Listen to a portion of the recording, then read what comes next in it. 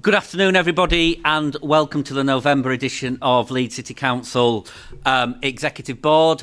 I will just start by reminding everybody that this meeting is webcast live and welcome anybody watching online. We have had a first meeting with a change of membership, so I'd like to welcome Councillor Flint and Councillor Khan to this meeting, and I would also like to formally thank again the work of Councillor Lennox and Councillor Venner in their years on Exec Board in this portfolio. I'm going to now turn to the formal items at the top of the agenda. Are there any appeals against refusals of inspection of documents, please? Thanks, Chair. To confirm, no appeals been received today. Thank you. There's no exempt information today for item 2. Are there any late items, please, just to confirm? No late items or supplementary information, Chair, no. Thank you. So I'll turn to the board and see if there are any declarations of interest to make on the agenda. I don't see anybody indicating. Again, turn to the board and see if everybody's happy of the minutes of the meeting of the 15th of October. And I take it everybody is. So we'll move straight on to the first paper on the agenda, which is item 6, please, Councillor Flint. Straight in. Straight in, thank you. What a treat. But this is really good. I'm introducing the age-friendly Leeds strategy and plan. And I'm really pleased to introduce this update for 2025 to 30. Just reading this, I was in awe really of the scope and depth of the work, and really want to thank Councillor Venner for all her oversight on this, and also the work of Councillor Jenkins, who's been really key in a lot of this work. As a city, we're committed to being the best place to grow old, and this paper sets out the progress we've made and the work still to do. With 1 in 3 residents aged over 50 and over, I didn't realise that was counted as old, but that's me next year. An interest to declare? Not till March. This agenda is central to our inclusive growth and health equity ambitions. Like I say, there's so much, but some key achievements include the expansion of the age-friendly ambassador programme with over 300 trained volunteers, delivery of community transport pilots and intergenerational projects to reduce isolation, improved access to digital services for older people through targeted support, and the ongoing partnership work with Leeds Older People's Forum and the Centre for Ageing Better, so that age-friendly design is embedded in housing and public spaces. There's so much positive work, and we'll continue to develop this with partners and communities to embed age-friendly principles across everything that we do. And I'm really pleased that Tim and Helen are here, so I'll just hand over to them to unpack a little bit more. Thank you. I'd like to come in, please. Thank you, Leader and Chair. And thanks, Councillor. Hopefully you have read the report. It's a really positive report. It's a hugely positive area of work, and hopefully that's captured in the report. I won't say very much other than this is a long-standing commitment that we in Leeds have continued to develop and keep live and keep reinventing. It does also mean that we have a really strong national and, in fact, international profile around this work and are really leading the way around much of this age-friendly work. Also want to stress how this does build on and complement the work from last year's Director of Public Health report that we did with a lot of robustness, and there's a lot of action sort of still being followed through as a result, and have really complemented each other. I'd also like to say the representation from both across the council but also from across local partners in relation to this is hugely strong. It is a genuinely citywide approach and council-wide approach that's taken, which really does reach all areas. And I guess that does tie into my last point about how closely this aligns with the Leeds ambitions. It's absolutely written in as one of the goals, particularly under the healthy ambition, but all aspects of this reach right across the breadth of the ambitions, from the core principles around poverty and equality right the way through each of the 4 ambitions themselves, and absolutely complements and is a key part in delivering against those ambitions, as well as hopefully as is evident from the report. Helen Led is also here, who's Head of Service in Public Health and very much leads on this work, and so we're both around along with Caroline Barrier as the lead director to take any questions. Thank you. Thank you. Councillor Lamb, please. Yep, thank you, Chair. If I can firstly add to your welcome to Councillor Flint to her new position, and also acknowledge Councillor Venner for the work that she did. We didn't always agree. However, you cannot deny her commitment, diligence and dedication to the work, and always respected her for that very much, and so wish her well going forward, and wish you well in the role as well, Councillor Flint. It's a positive report in the main, which I welcome. The one thing I wanted to dig into a little bit is around neighbourhood networks, and just really to acknowledge first what a vital role they play in the city, what an important resource they are to us. They obviously have faced challenges, as lots of third sector organisations have, including funding reductions from the council. So I'm really looking for some assurance that we are not going to put them in the firing line again this year with the budget challenges we're going to be talking later on, and also to understand what we're doing around getting the NHS to contribute more around this agenda. It strikes me frequently that there are hundreds of older people in hospital beds in Leeds every night that are not there for clinical or medical need, but because they don't have the support to go to. It costs the NHS about £3,000 a week. A fraction of that could help those older people have a better outcome, a more fulfilling situation, and take a huge amount of pressure off both the public purse here and in the NHS. And it's a frustration for me endlessly that we don't seem to be able to unpack that. If we could, it could really unleash a lot of resource and deliver better outcomes. Thank you. Caroline, please. Thank you very much, Leader, and thank you, Councillor Lamb. On your point about funding reductions to neighbourhood networks, you will be aware that the funding has been protected for the last couple of years. The funding that we allocate, we're not able to apply much in the way of increases arising from inflation costs, but we have protected our budget and our contributions that we make to the neighbourhood networks. Increasingly, we have accessed the public health grant to fund the bulk of the funding that goes to our neighbourhood networks. The ICB, NHS partners, have a contribution of 300k per annum to the neighbourhood networks. That commitment remains. But that was in place from about 2018, 2019, and their commitment to that remains.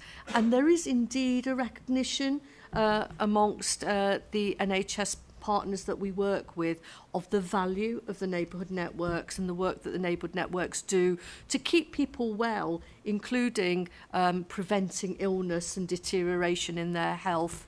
That's recognised, that's been acknowledged in recent work that the NHS commissioned around the whole agenda around neighbourhood health. So again, the neighbourhood networks speak very much to having an approach which is about proactive prevention of ill health and supporting people to remain independent in their own homes through community assets.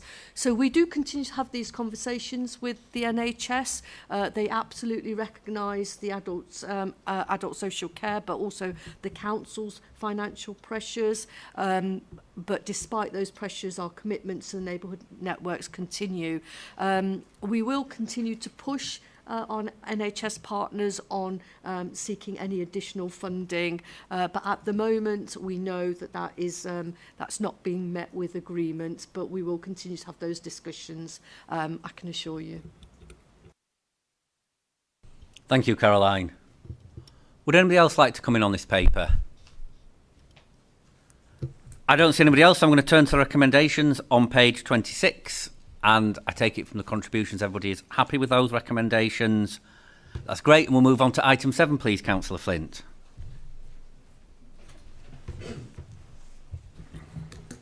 Thank you. And this is the update on migration and needs, which is the 8th update report, a very comprehensive overview of migration-related developments in Leeds. I'd really like to thank all the teams who work in this area and who produced the accompanying refreshed migration strategy for 2025 to 30, as well as all our vibrant third sector partners. And we saw one example of this, whose deputation at full council last week, the Conversation Club, demonstrated just how much they do to support and help people to settle and thrive in Leeds. And I'm pleased they were recognised this month with the Compassionate City Award for Diversity Project of the Year.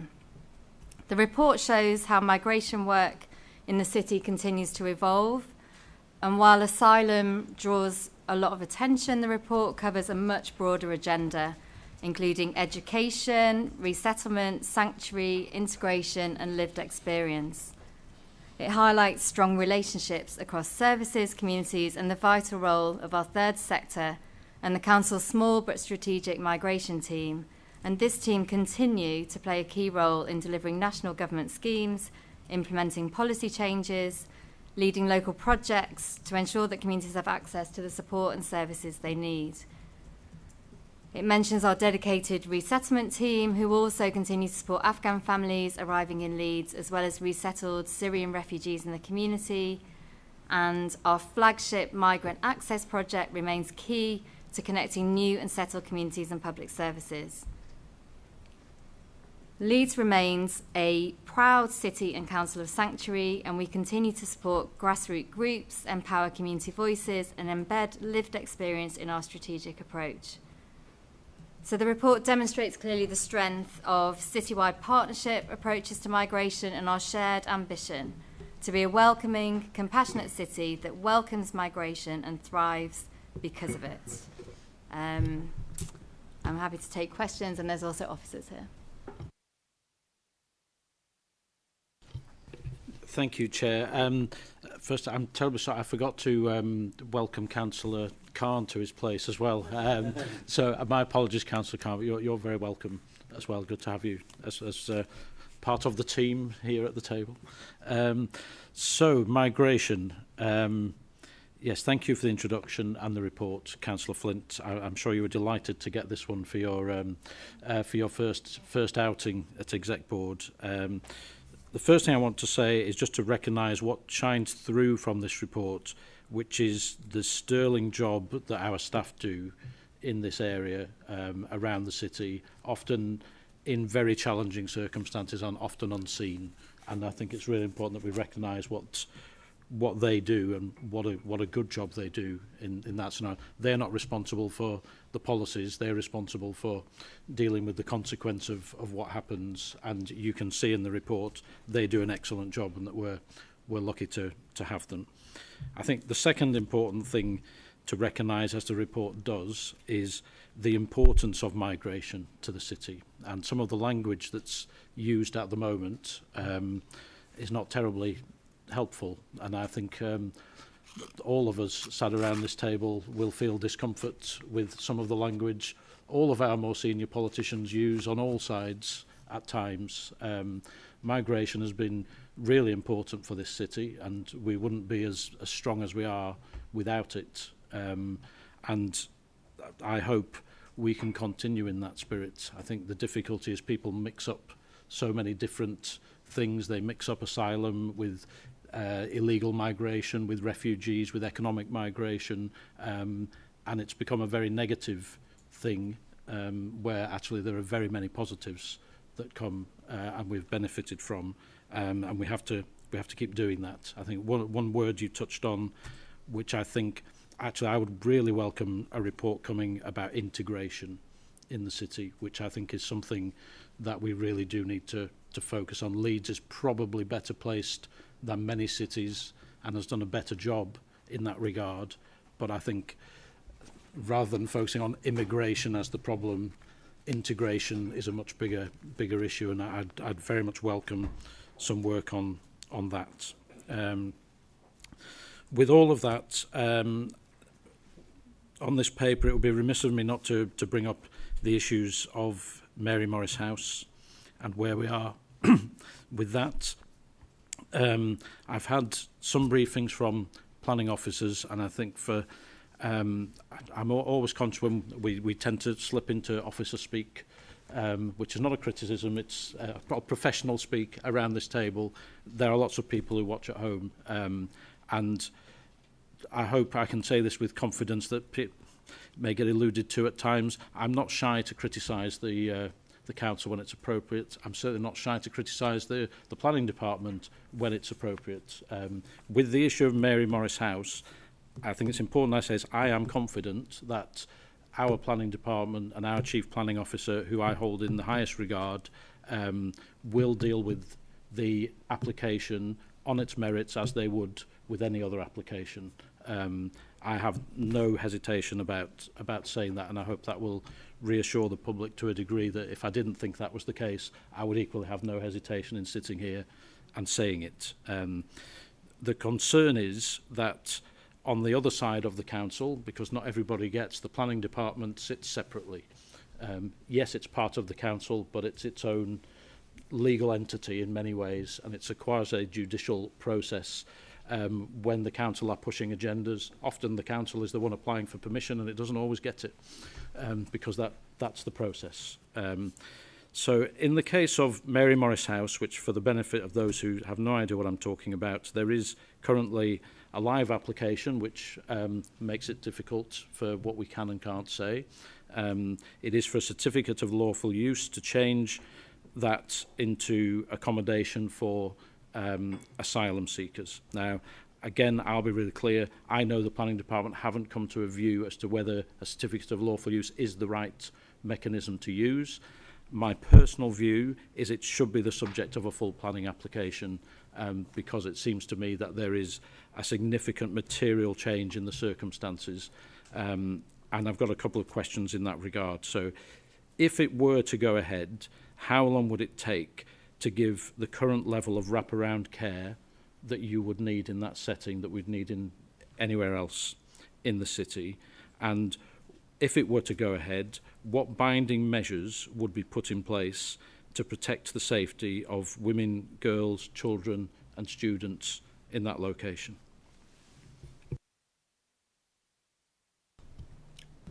Paul, please. Yeah, thank you, Councillor Lamb. Paul Money, Chief Officer for our Safer Stronger Communities Department. First, Councillor Lamb, can I say thank you for the comments at the start there about the work of the colleagues working on this agenda. It's a very dynamic agenda, challenging, and those comments will be appreciated.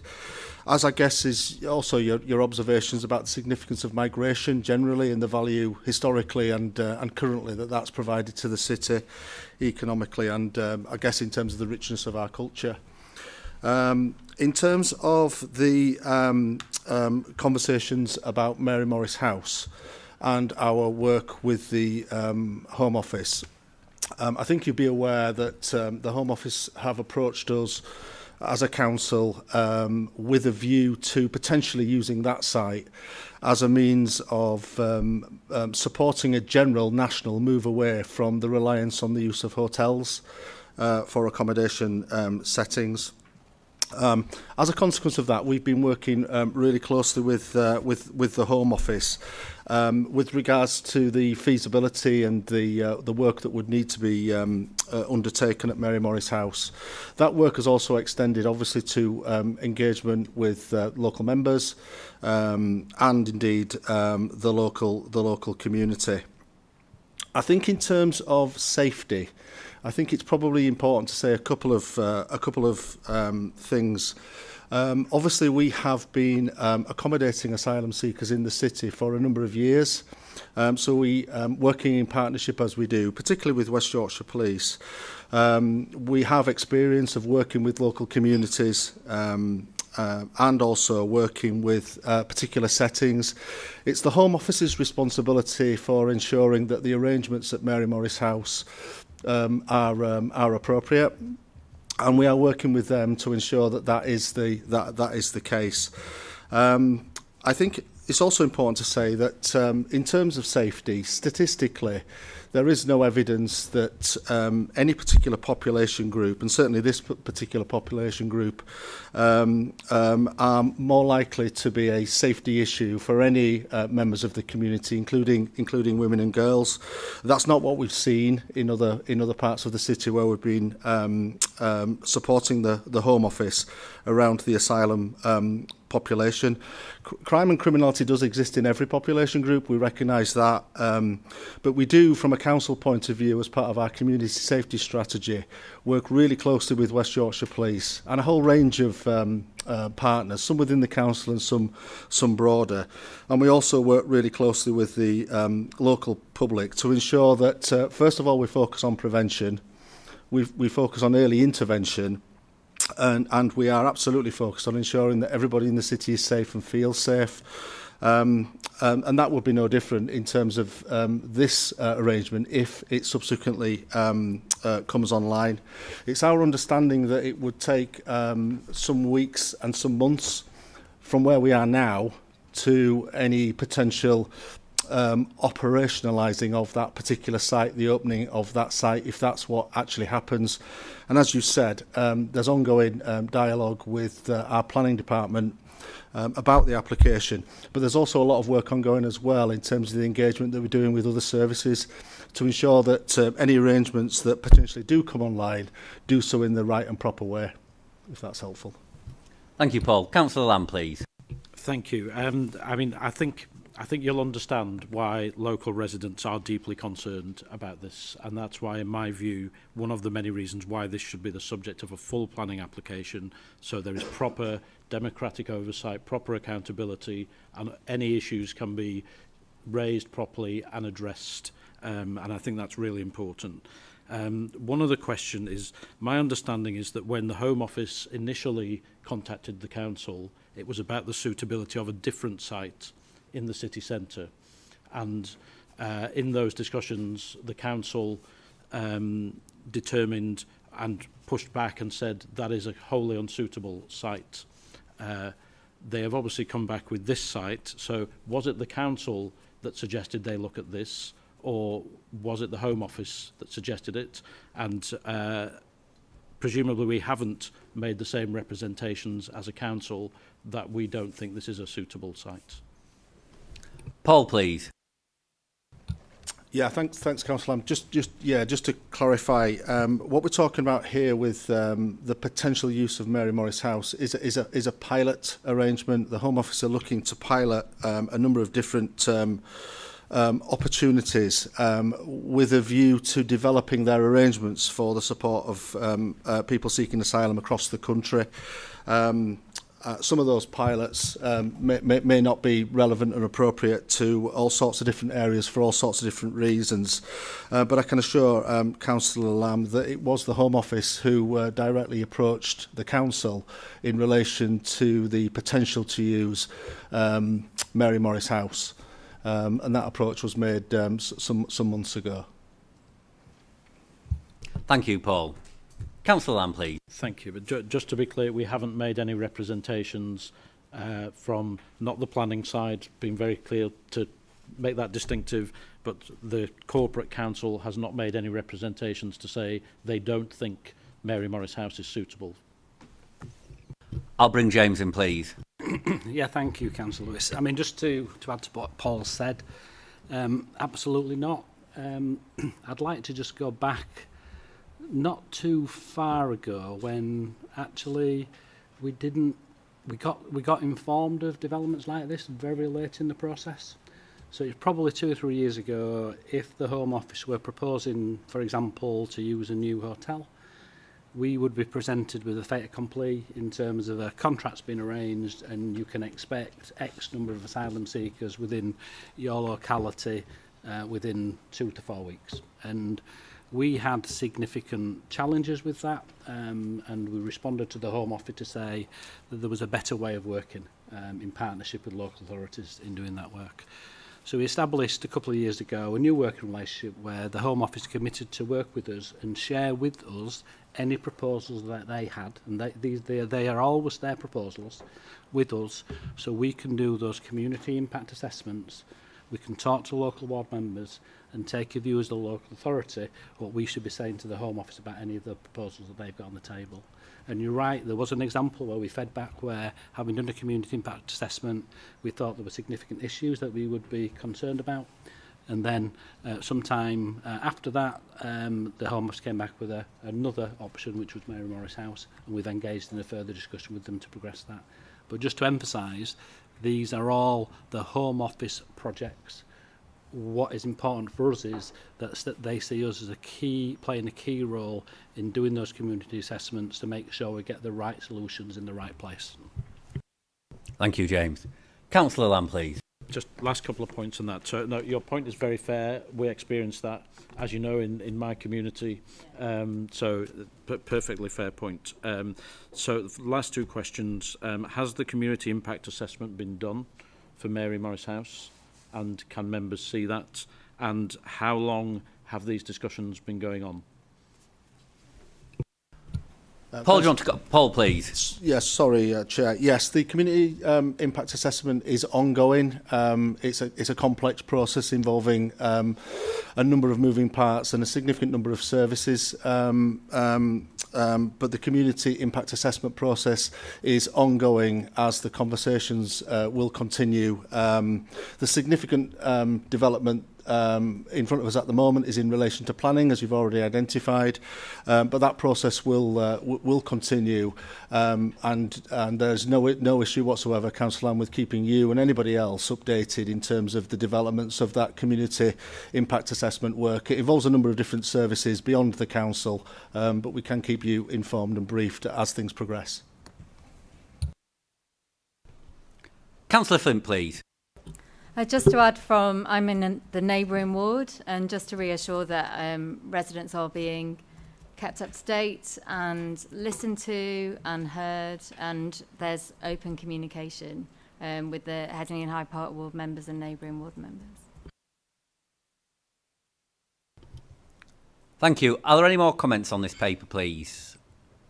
I don't see any further comments on this paper. So just before I turn to the recommendations, I'll add my thanks to Councillor Lamb for the team that work in this area in the council. And as Councillor Flint said in her introduction, there are lots of our residents and citizens who volunteer to support refugee communities in Leeds, and I would like to thank those those people as well.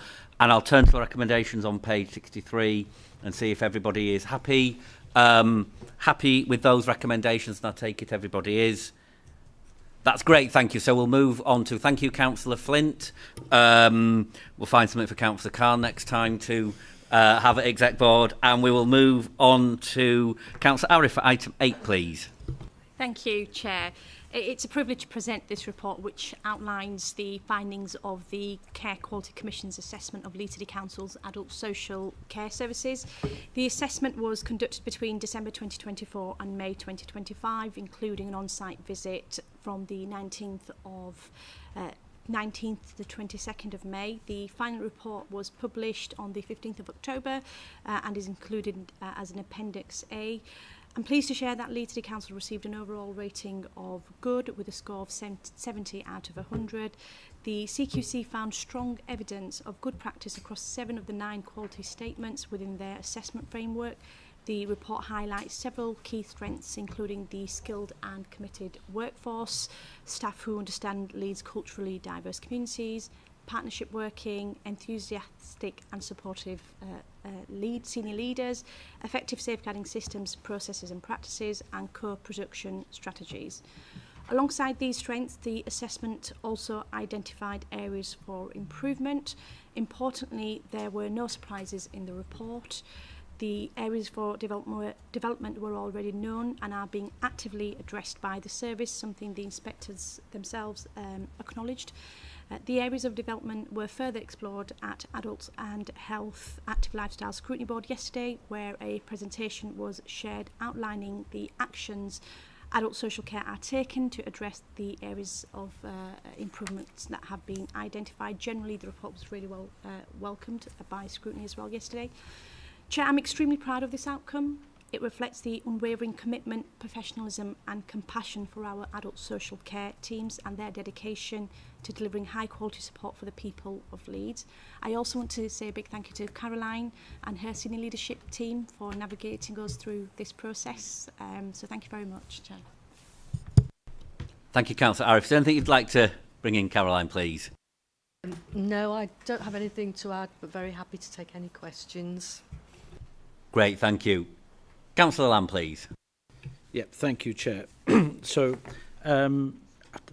reading this, I sort of thought it's probably a good barometer of the council overall, that there's lots of good things going on, lots of brilliant staff doing amazing things, supporting people, and then some significant areas that are quite concerning, that need addressing. And the issue with the reports is they tend to focus on the first bit and not enough on the second bit. And it is what I would recognise a very challenging time in social care, both adults and children's, and there are particular challenges affecting Leeds, which in the fullness of time will present themselves. Around this one, there's three areas really I'd like a bit more clarity and focus on. So requires improvement for assessing needs, and that bothers me a lot, because it's one thing if we're struggling to navigate the resources to meet those needs, but if we can't assess what they are in the first place, then we don't know whether we're targeting the resources we've got into the right places. And that it's really important we get to the bottom of that and understand what the plan is to deal with it. The second one is about supporting people to lead healthier lives. And I know we talk the talk on prevention rather than cure, but this highlights even further we have to do more. And as we discussed earlier, it feels to me the money and resource isn't necessarily in the right place. We're spending a lot of money on the cure and not enough money on the prevention. And the prevention ultimately is always cheaper than the cure. So in terms of the best thing for people and the best thing for the public purse, it's to find a way to shift the balance and help people to stay healthier for longer, help them to stay out of hospital in the first place rather than in hospital. And that's that one. And the final one is, again, I'm looking for some clarity around this, issues around direct payments. And there's issues around the uptake of it. So how much of that is down to education, good communication? Again, does it feed into the assessing needs issue, that people aren't aware that they need this help and it's available to them, which is very concerning? And I also understand the new council financial systems are causing significant issues for a lot of people. If somebody can confirm or not that people are just struggling to get the payments they should be getting. Is that correct? And if so, what are we doing about it? Caroline, please. Thank you very much. Yes, we absolutely do acknowledge that the CQC inspection found areas where we do need to do more and what we do need to improve. As you'll see in the report, relative to other areas that have received an inspection, we have done well. We are on the right side. We're on the top sort of 30% of local authorities getting a good as opposed to a requires improvement or an inadequate. So it's right that we celebrate the good work that our hard-pressed staff are doing day in and day out. But we absolutely recognise and knew even before CQC were coming in to do the inspection that there were areas where we needed to do more and we need to improve. And this is a process of continuous improvement. In terms of the score of 2 for assessing need, this is because we know we've got waiting lists. We've got people who are waiting for an assessment, either from a social work perspective or from occupational therapy. But we've done quite a lot of work addressing our numbers of people waiting for an assessment. We've developed what we call a Waiting Well protocol, which is a very clear checklist where any referral that comes into our services, we identify first and foremost the level of priority of need. So we will never keep anybody waiting if it's a critical identified area of need where it's an urgent care and support package that is needed, or where there are safeguarding related concerns. We absolutely prioritise any safeguarding matters and referrals, and we have no waiting lists for people who are at risk as a result of safeguarding concerns. So we have this prioritisation process. The people that tend to wait the longest are people with quite low level needs. But the other thing that we have done is we've put additional capacity into our social work and occupational therapy services. So we've recruited more social work staff. We've got more of our own wellbeing workers, which are social work assistants, going through formal training so that they become qualified social workers. We've also absolutely increased our occupational therapy capacity, and as a result of that additional capacity we are beginning to see some inroads in the waiting list reducing, and particularly those people that have been waiting a long time. So whilst we still have high numbers of people waiting, the amount of time that they have to wait is much shorter than it was even a couple of years ago. So really proactive approach on assessing needs. Again, I have to refer to what we've seen elsewhere, and there are very few local authorities that have got above a 2 around assessing need, because everybody's experiencing this post-COVID. We've had real difficulties. Demand continues to increase. We've had high turnovers of social work staff and occupational therapy staff immediately post-pandemic. We're on a level footing now. We've done a lot of work around recruitment and retention, and sort of recognising the value of our social work and occupational therapy staff. So we've got a really good story to tell around a reduction now in staff turnover, and that stability helps, because then that means we don't have to rely on using high levels of agency staff. Our use of agency staff is continuing to decrease as a result of that approach that we're taking with our own internal social work and occupational therapy capacity. In terms of your second point, Councillor Lewis, around supporting people, Councillor Lamb, around supporting people to live healthy lives, and the need absolutely to focus on prevention. Again, totally agree. And we saw the value of our preventative work through our Home First programme. You referred to too many people going in hospital, delays then happening in getting people out and getting people back home.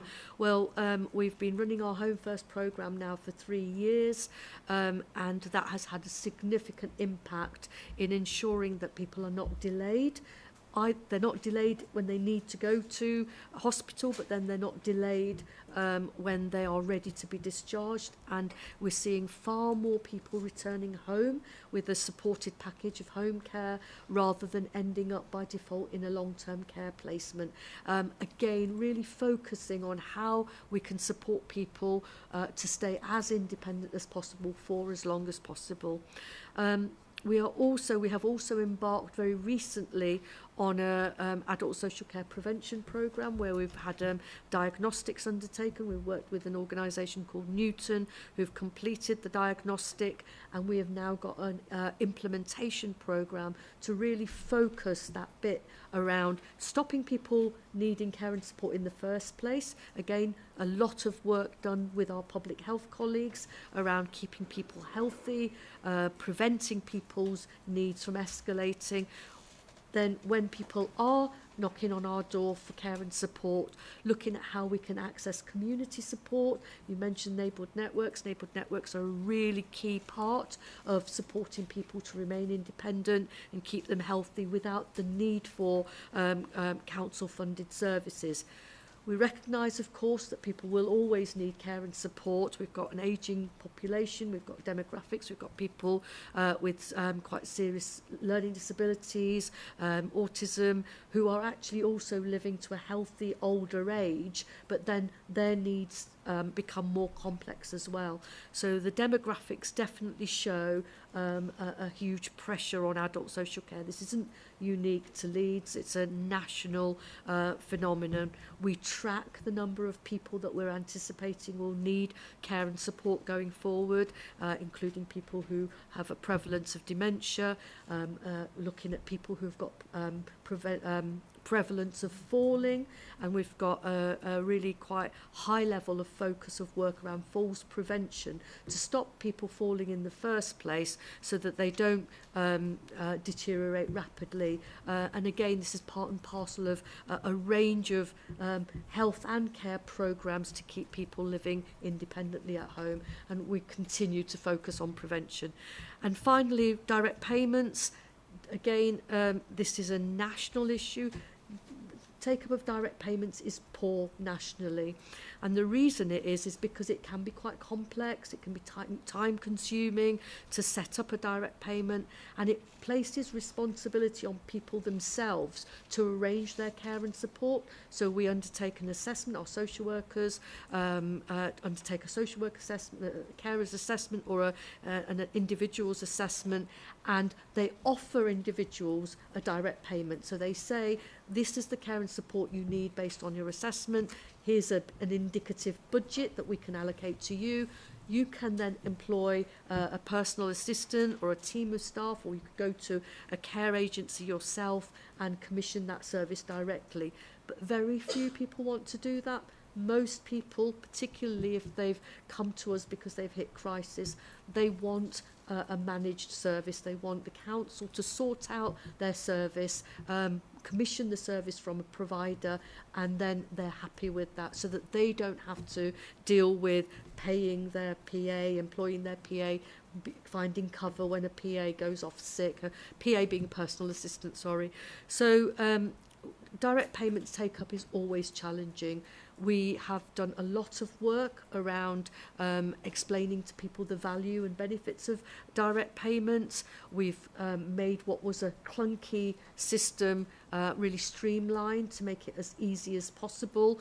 I was told only this morning that we had somebody in a hospital setting and a direct payment was set up for them within 3 weeks. That's rare, it's unusual, but these are the sorts of things that we're trying to do to improve the way in which direct payments are sourced and sorted out, so that more people can take them up. Overall, though, again, we've been to Adults Health Active Lifestyles Scrutiny Board on direct payments, and we have demonstrated the work that we've done around take-up of direct payments, and there is a recognition that it's not particularly popular, particularly with older populations. But regardless of that, we've got a programme of work that is specifically around improving the take-up of direct payments and advertising it. We've done videos of people who've benefited from a direct payment. We use those videos, YouTube clips, when we're talking to our third sector organisations, so that they also can identify the value and benefits with people who reach them for services. So if I can assure you, Councillor Lamb, there's a lot of work happening around direct payments take-up. We just know that it is an uphill battle. Thank you. Victoria, please. Do you want me to just come in on the finance system and the collection of income? We did put in the finance system during the summer, and part of that module was the quote to cash, which is the collection module. With any financial system, when we're replacing it, it is a fundamental change to how we undertake our financial monitoring and governance, etc. And we always expected there to be bumps in the road and issues that were highlighted. The team have worked really hard through the summer and into the autumn to get us into this position where we are collecting all income that's due to the council and also paying our suppliers and our staff, etc. There were some issues around, once we'd collected that, how it was being reflected in the system, and therefore we've had to resolve those issues, which we have now done. But there are delays on actually getting that information into the financial system from an integrity point of view. And at the moment, the team are working through very quickly on the backlog to get that into the system. We are aiming for the end of this month for that to have happened.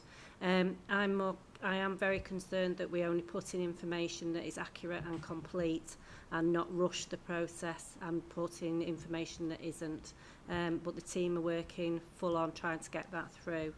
We're also doing, within adults as well, we've got a team who are looking at income recovery from end-to-end process, and they're working together across the directorate about how we improve that process and how to make it more efficient across the two directorates so that we do maximise that income.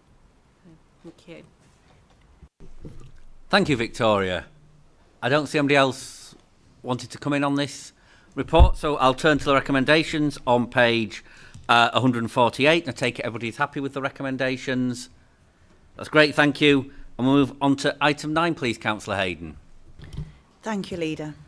Item 9 is a Local Government and Social Care Ombudsman report, education and special educational needs assessment and reviews. This report sets out the findings of the Local Government and Social Care Ombudsman following an investigation into our handling of a special educational needs case. Leeds City Council accepts the Ombudsman's findings in full and recognises that our performance in this area has not consistently met the standards expected. Our current education, health and care assessment performance in Leeds is below where we want it to be, and we are taking steps to improve rapidly.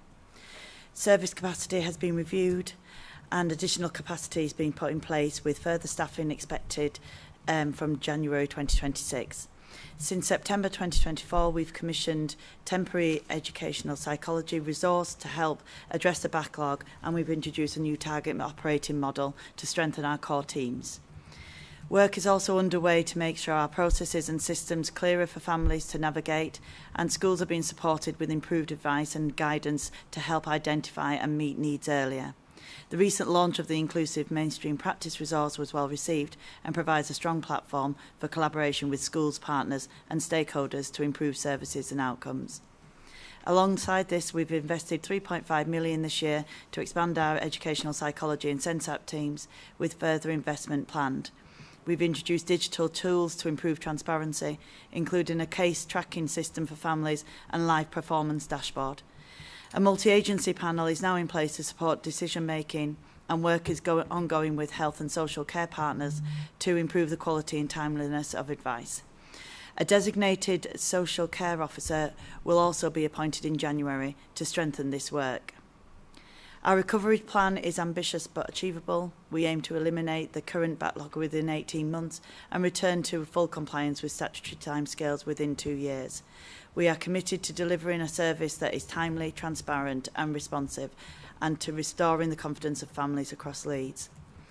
We also recognise the important role of scrutiny. This paper will be considered by the Scrutiny Board next week, and previously papers on EHCPs have gone to scrutiny this term.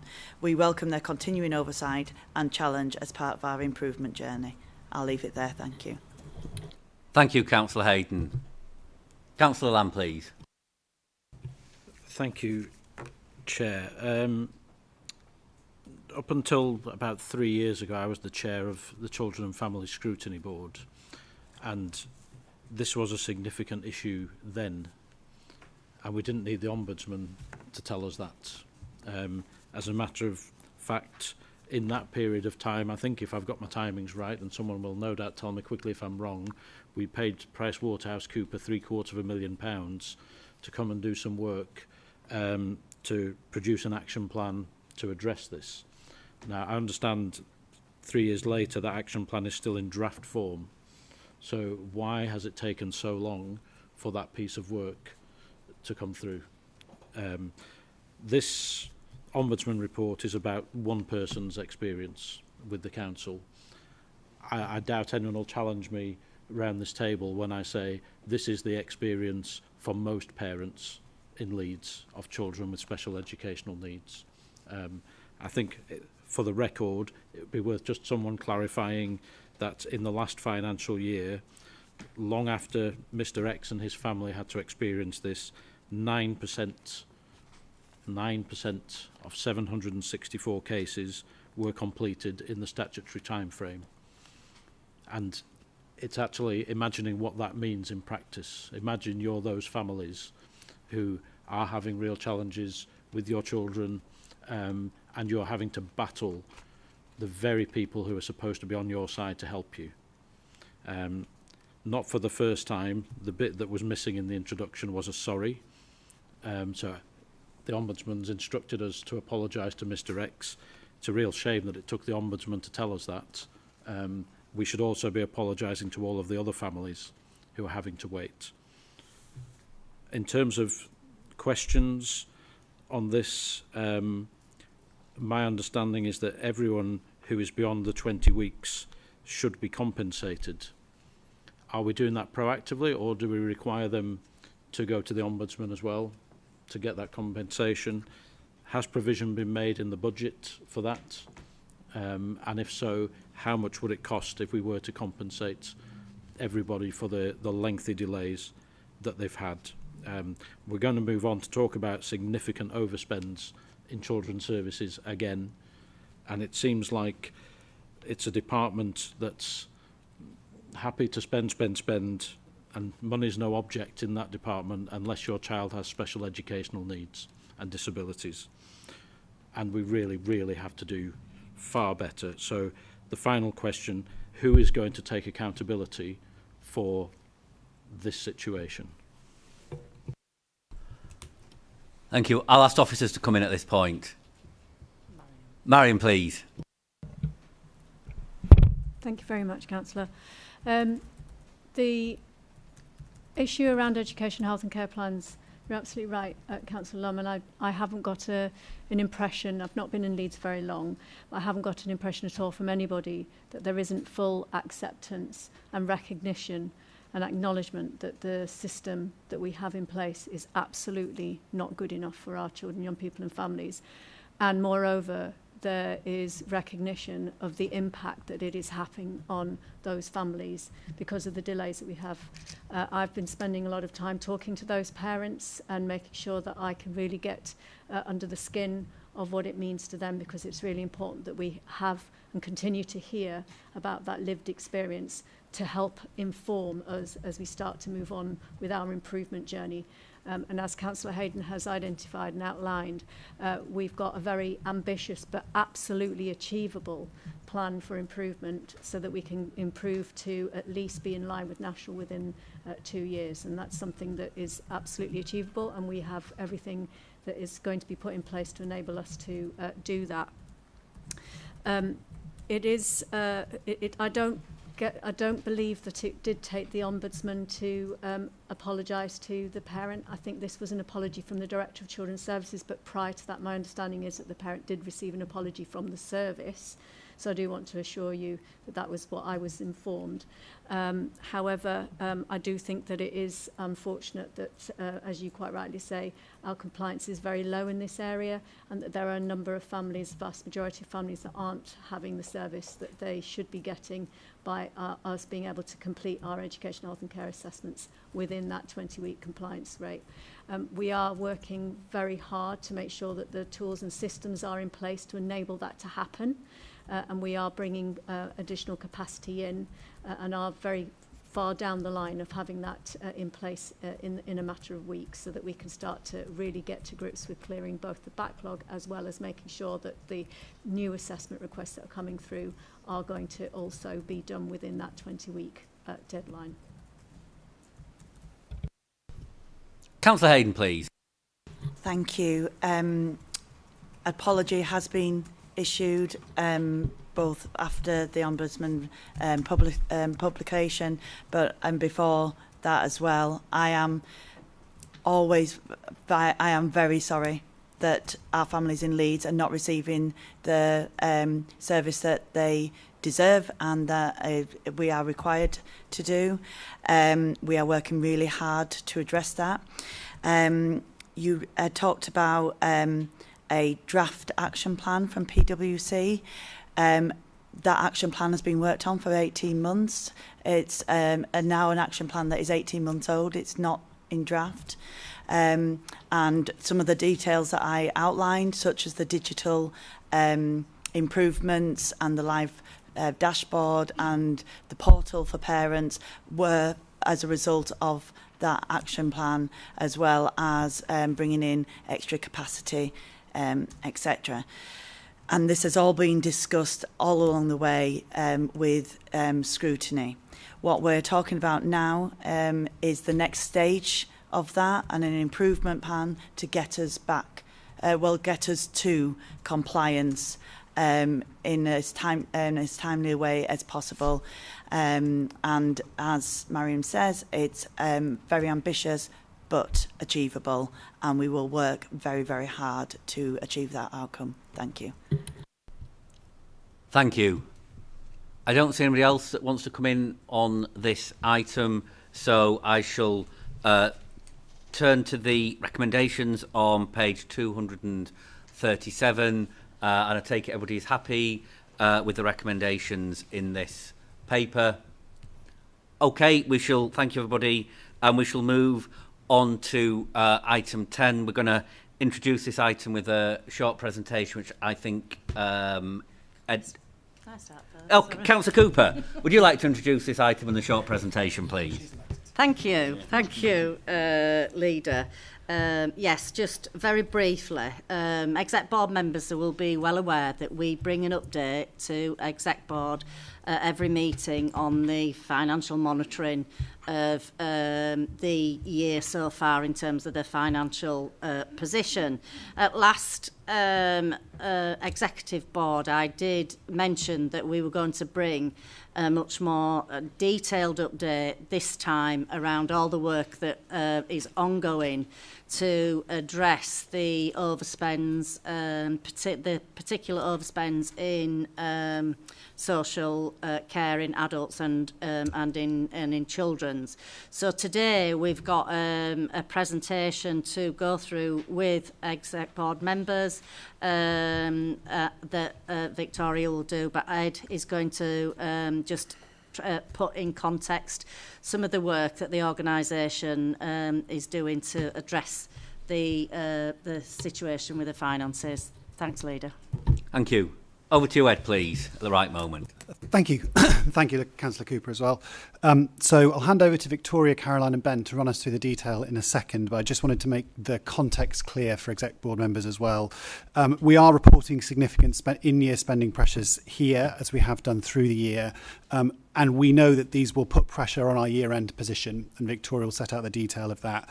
The pressures are mainly in adults and health and children and families, which is why you're seeing Caroline and Ben here today. But these are pressures that hit across the council and will impact on our year-end position. I want to be clear about that.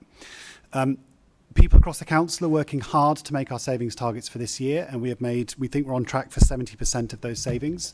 That represents a huge amount of work in many teams, including the two teams who are here today presenting, and I want to thank officers for that.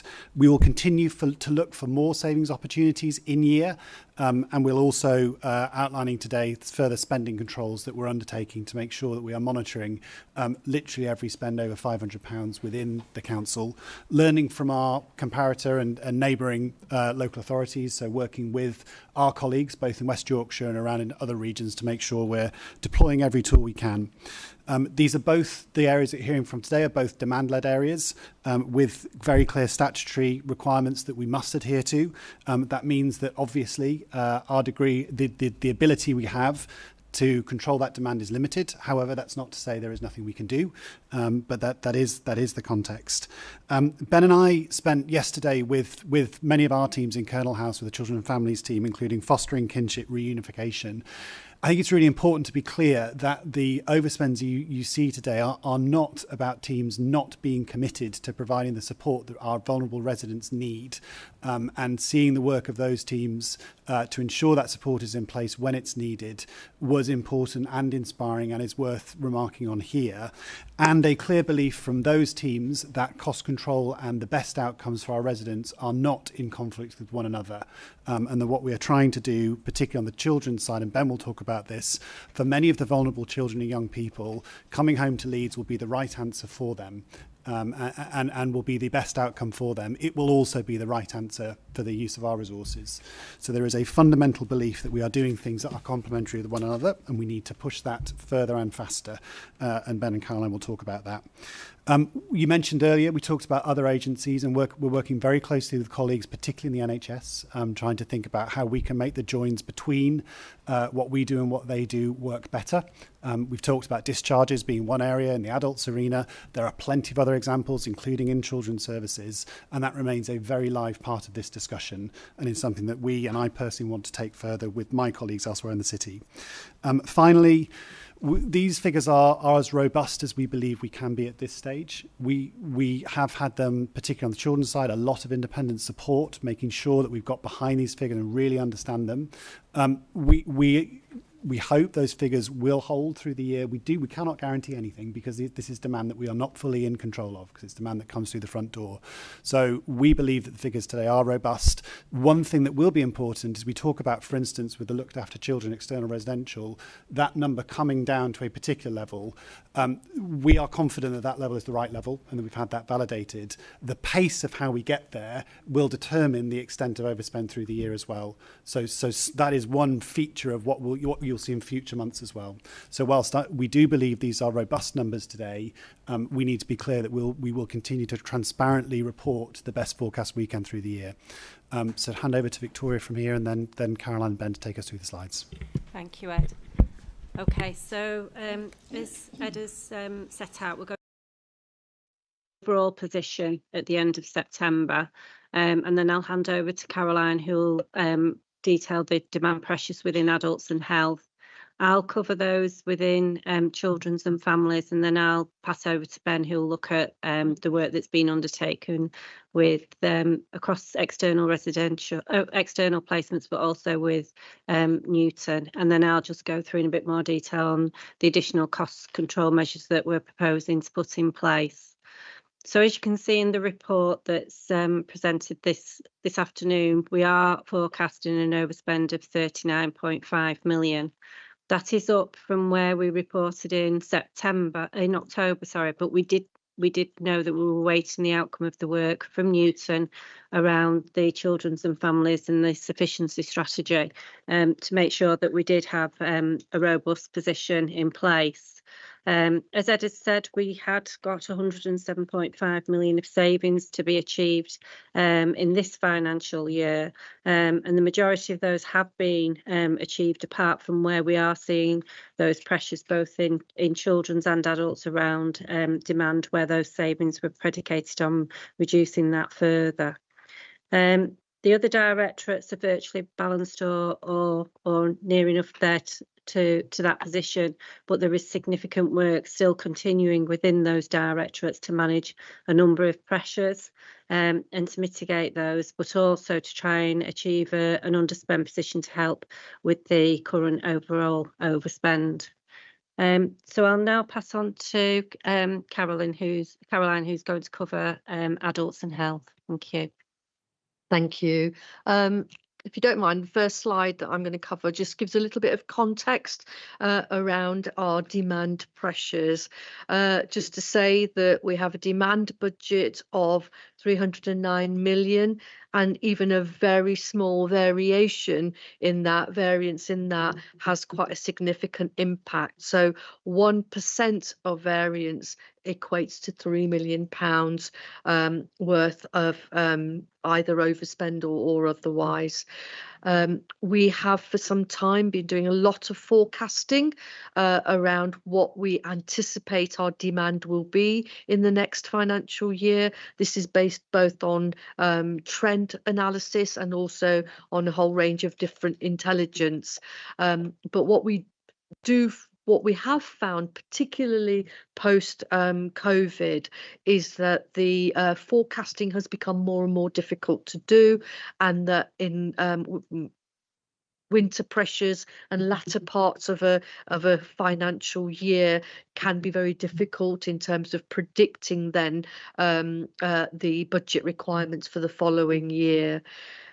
Most of our analysis and our intelligence is focused around placements, and when I talk about placements, I mean people who are in either residential or nursing care, or people who have got a supported living package, particularly people with learning disabilities, people with mental health needs. We spend less of that around home care because home care packages are pretty much level and have been for quite a long time now. We absolutely focus, and I think we've already mentioned a few times, the work that we do to try and keep people to live independently in their own home for as long as possible. The success of Home First has really helped with that, getting people home, keeping them at home for as long as possible, and only looking at residential and nursing placements when it's very clear that their care needs can't be met within their own home. As Ed mentioned, we've got a statutory duty to assess need and then meet that need under the Care Act. What we find also that a lot of the pressures result in the length of time that an individual needs care and support. So even though we can actually see in this financial year that the numbers of people being admitted into residential and nursing care or supported living is actually levelling off, what we are actually seeing is that there is still a net increase in the number of people in a placement, and that is because people are living longer and staying in a care home or supported living placement for much longer than they were doing previously. And that's not because people are being placed in care homes at an earlier stage. They're still being placed quite late in their sort of care journey, but they are still nonetheless living longer due to all sorts of support that they get, particularly when in a care home, all sorts of health protection to keep them living well and healthily, albeit in a care home setting. So that is absolutely evident in our trend data that people's length of stay is increasing in recent years. If we move on to the next so the next slide, this shows the analysis that we do, and the data in the graph of different coloured lines show the number of total placements, residential nursing and supported living of all age 18 plus, and the blue line at the top, the pale blue line, is the current year placement. So you can see that overall it's increased, but relatively low increase relative to previous years. What we can't see and predict is what will happen in the next 5 months of the financial year, but we always know that there are winter pressures, and as a result of winter pressures we see more people going into hospital, and as a result more people needing care and support, including needing a care home placement. Certainly this year we've had a smaller number of new placements. It has increased by 1.1%, that's 37 placements, but when you compare it to this time last year there were 109 new placements, 3.2%. So you can see a significant impact in terms of reducing the scale at which placements are increasing. If we move to the next slide, this slide is the graph specifically around older adults, and we're looking at older adults and older adults in care homes because the numbers are quite significant. And as I say, it is showing a positive an improvement trajectory compared to previous years. But that said, we know that the numbers of people requiring a placement, older people requiring a placement, is beginning to climb again, and we have to anticipate that looking at the trend data from other years that this will continue to increase, hopefully relatively less so over the next few months. One of the other things I just want to say is that we're doing quite a lot of work, Ed mentioned, around delivery of savings. One area that we're particularly focusing on is reviewing people in their placements, and if they have been discharged from hospital with quite a high support need where they've required additional one-to-one support, we're going in quite rapidly and reviewing those individuals and trying to reduce that additional cost that comes with one-to-ones. So we are beginning to see the impact of that, and we are beginning to deliver some savings as a result of that. So our overall overall cost of placements for older people is actually going down. The numbers, however, continue to increase, and that primarily due to length of stay in a care home placement. Thanks, Caroline. So just with children's and family, similar context really, the demand budget is 138 million, and that covers both children looked after and transport. And again, a small variance of, for example, 1% can add 1.38 million onto any position on the budget. There is, as there is in adults, a lot of forecasting based on trends and service analysis of where we think demand's going to be.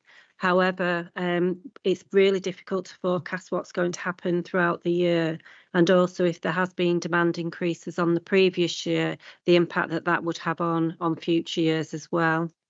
As a consequence of the trends, there has been a lot of work around building those increases into the medium-term financial strategy, and also looking at where we can make savings by changing the provision that we actually provide to our looked after children.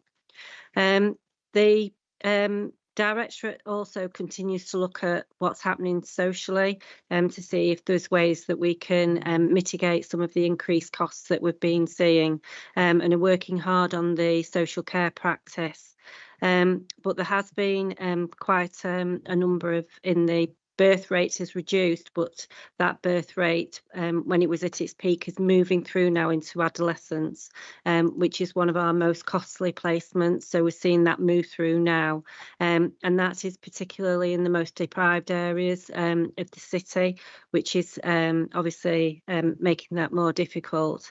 Also, in the same as adults, post-COVID, we did see a huge impact on the communities and the most vulnerable, which was significantly affected by both their health and well-being, but also their economic circumstances, which just has an impact on the number of children that we need to look after.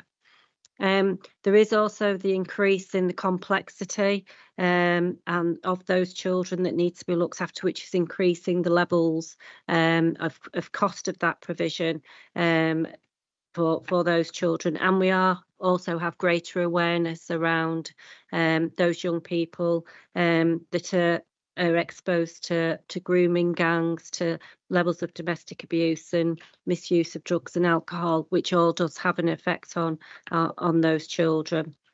And therefore, there is, as I've said, a lot of work doing in this area. There's also in the home care sector, we do recognise that the private providers in some areas is more about the profit rather than the well-being of the children, and we do need as nationally to look at that and to try and change that priority around providing home care for the best of the children, not for a financial gain.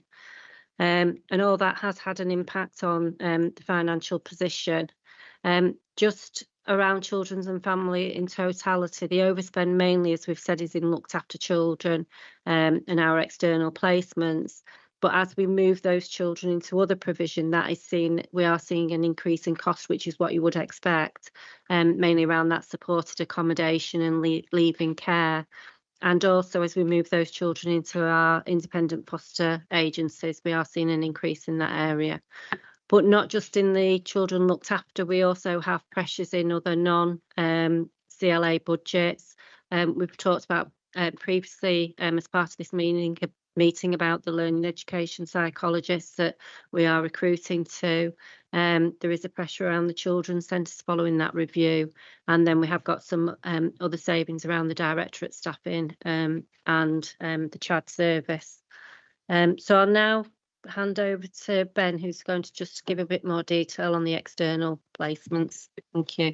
Thanks, Victoria. So the slide in front of you gives an overview of where we are in terms of our current use of external placements. And just to be clear, an external placement is a child living in a children's home provided in the private sector. That may be in Leeds, that may not be, but it's a child living in a children's home that we don't run and directly deliver ourselves. So the table in front of you gives you projections based on the work that our colleagues in Newton did. So as with adults, Newton have been advising us in terms of looking at our placement mix and looking at how we're looking after young people and where they're living. Their evaluation of our work has suggested that we've got a lot of the things in place that we need to have in place to get the shift that we need to have to get the financial position into a better place. At the centre of that is young people's experiences, and the work that we're doing currently and we're focused on currently is about bringing children back to Leeds, and coming home to Leeds is a really important part of what we're seeking to do for those young people, who some of whom will have been living at some distance from their home community and the people they know. So the graph gives a series of projections. The top line in yellow is the worst case projection, and that in essence is that we have a continuing level of demand into the private market. And the second bullet point up there with 158 young people remaining in external placements sees the pressure in the year continuing to be to worsen and to move to 17.69 million. The more optimistic assessment in grey is that we reduce that number of external placements down to 130. I'm pleased to be able to say that our current position is on track for what we need to be doing in November to deliver the grey line. We have 10 days to go, and we will be past the point that graph has by the end of the month, and on track to deliver further changes in December and into January. Making arrangements for young people to move is a really complicated and challenging business. It's really important that they're supported to do that in a way that's right for them. And we had a young person who moved only a few days ago, and the planning for his move started in June. So just to give a sense of the work that goes into having that young person move and move successfully and move well is several months of sustained work with that young person, with our homes, with our staff, with our colleagues, with our partners, to get to where we need to get to. So getting to the end of that grey line in March is a challenging process, and it's a process which we have to go at gradually but persistently, and put real effort and commitment into.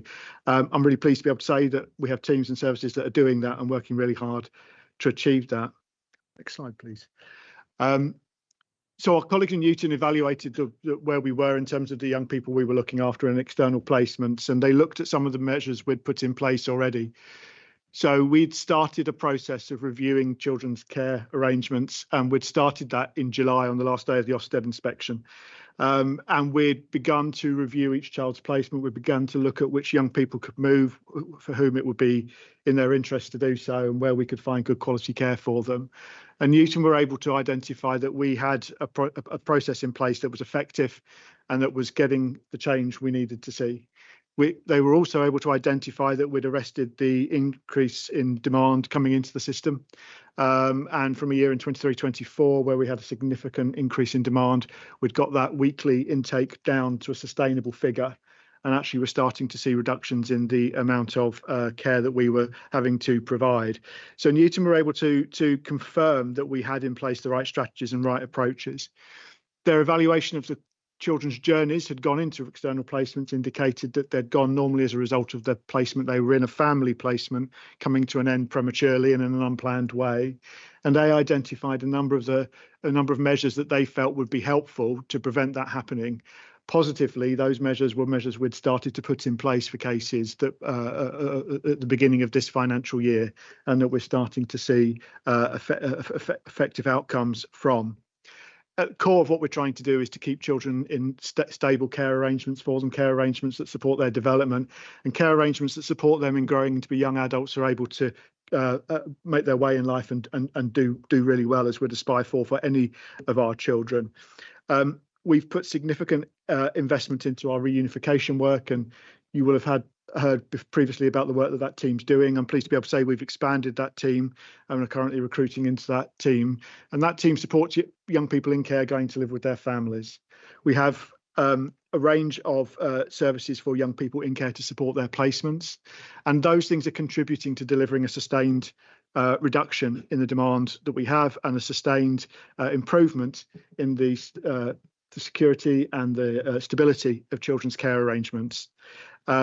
We are working closely with our colleagues in the NHS particularly, but with other colleagues in ensuring that we've got the right range of support from partners for those young people.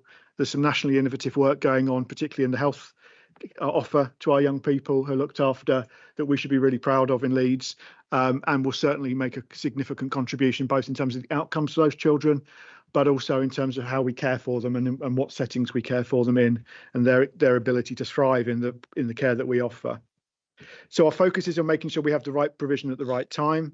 It's making sure that we regularly review and understand the needs that children have. It's making sure that when we go into the market, we go into the market robustly, we negotiate hard, we use all the tools at our disposal to make sure we get the best offer of care for our children and the best price for that work, and it's being effective. We're engaging and collaborating with our colleagues in the Integrated Care Board. We've got a number of streams of work in place that support what we're doing, that supports pressures on NHS systems. We've got a particularly effective partnership preventing children remaining in hospital any longer than they need to. We have one of the first national children's Section 117 panels supporting children coming out of mental health settings and supporting their resettlement into the community and reducing the need for them to go back into hospital or indeed into our care in an unplanned way. So we've got a number of collaborations in place. We are leading a piece of work around a community mission challenge looking at preventing children aged 0 to 2 coming into the care system. And again, nationally innovative and work that is going to produce a reduction in demand and going to produce better outcomes for our children and young people. You'll be aware that we've been in the period continuing to expand our capacity. I'm really pleased to be able to say that by the end of March, we will be in place to have delivered, I think, nearly 85 new care beds for our children. To give context to that I think is probably more than most of the care beds being delivered by local authorities in Yorkshire and Humber.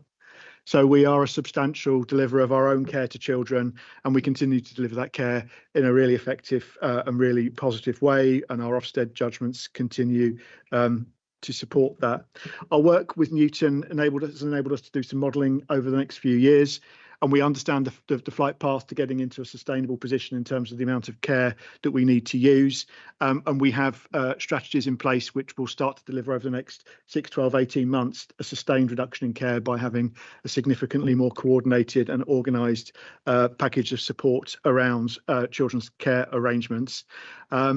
We recognise the need to go further. We have plans and conversations in place with partners in learning, partners in the criminal justice system and in health. We recognise the importance of preventative activity. Next year, we'll see us starting to bring into place family help offer that will support us in preventing young people entering care, particularly supporting both teenagers and infants coming into care. And we continue to collaborate with colleagues on the council-wide prevention work stream. The key point to make, I think, is that we are on track to deliver that grey line. We have seen the progress we need to see by now to make that happen. We have investment and support in to deliver those figures. Thanks, Ben. So just moving forward then, just on the overall financial position, because of the size, obviously, of the current financial position, we are going to put in stronger controls.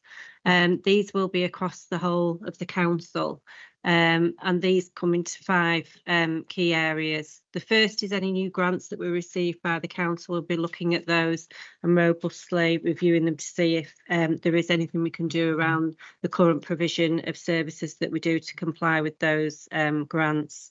The other is the grants that we pay to external bodies, and just to ensure that they are critical in the provision of services.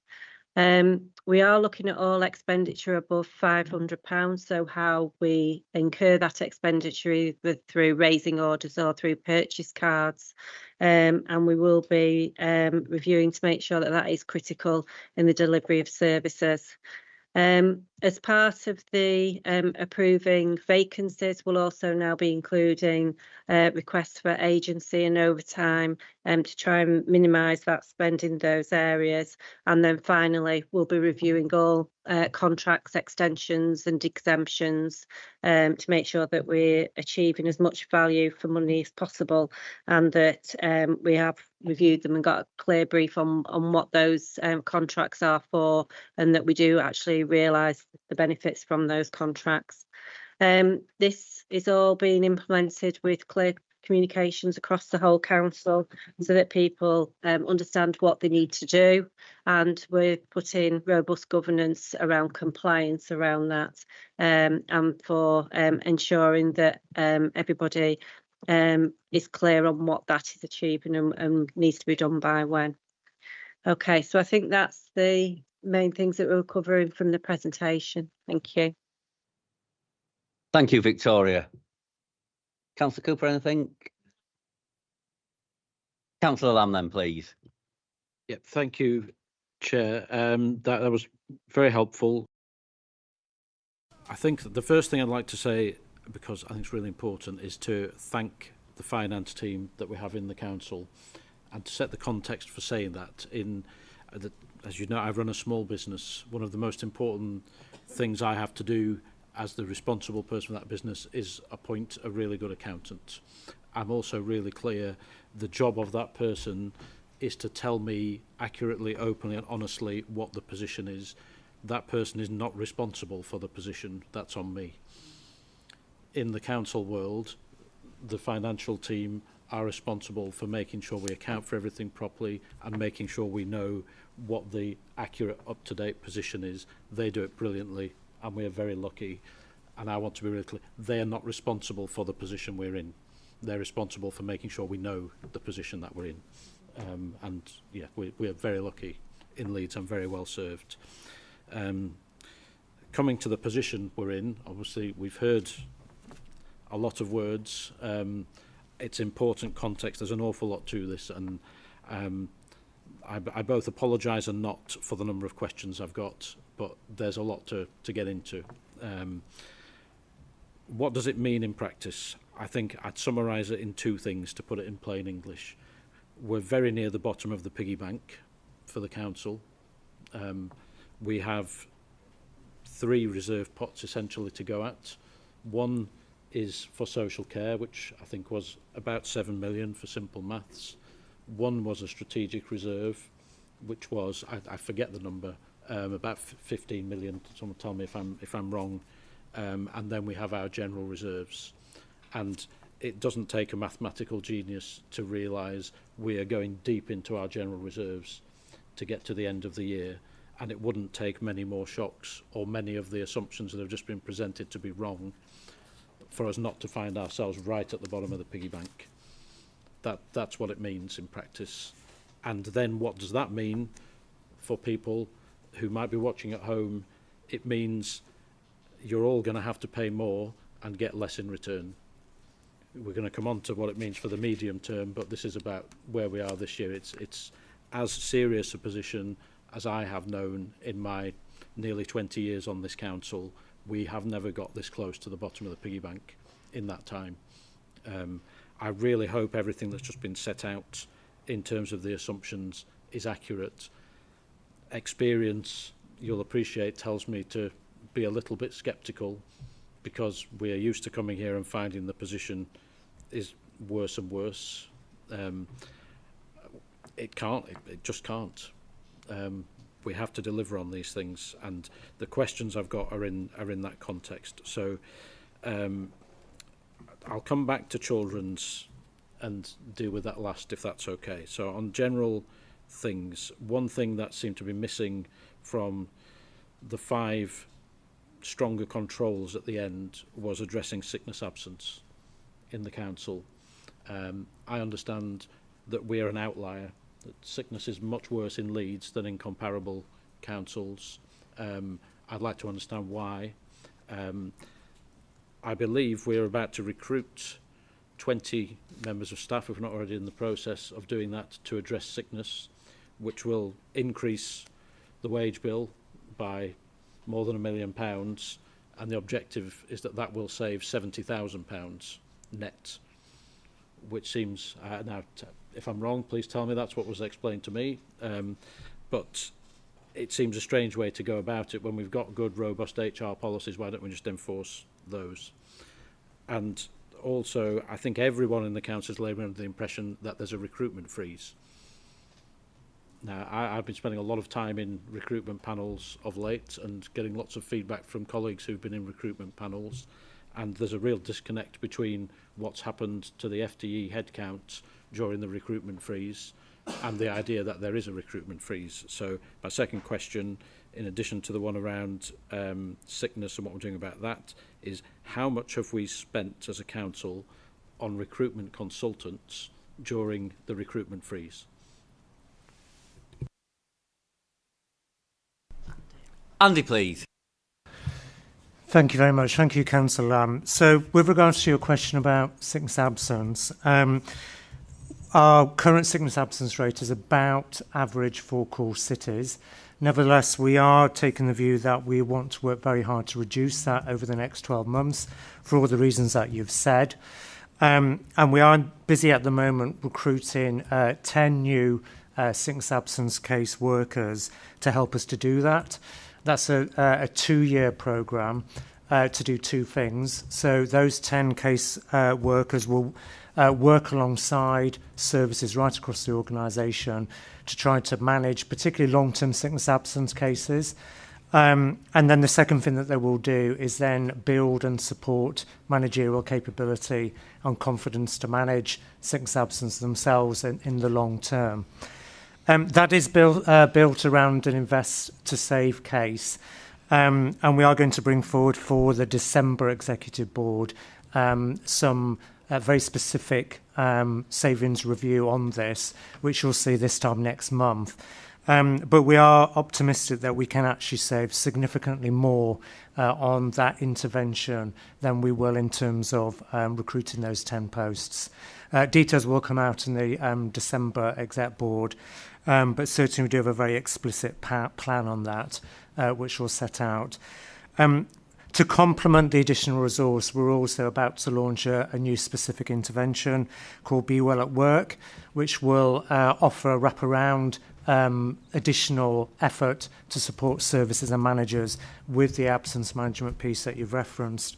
And that will focus very much on the prevent, promote, support model. So that will be to supplement a lot of the work that we're already doing in this space, but really just to fast track some of that work. Just in terms of your question regarding recruitment, obviously, as Victor rightly says, we have had a recruitment freeze for a number of years. We know that has had a positive impact in terms of the number or the reduction in the number of non-statutory or non-essential jobs that we've recruited to. And we have seen a decline in the size of our workforce as a result. Probably the equivalent of around 100 staff in post per year, but obviously it fluctuates from year to year. I would have to go away to look at the figures regarding your specific point on the recruitment consultant piece. So if you can leave that with me and I'll come back to you on that. Thank you. Thank you. I think you have some more questions, Councillor Lamb. Yeah, I'm afraid I do, but thank you for those responses. So we heard an awful lot about Newton in the presentation, and Newton sounds magnificent.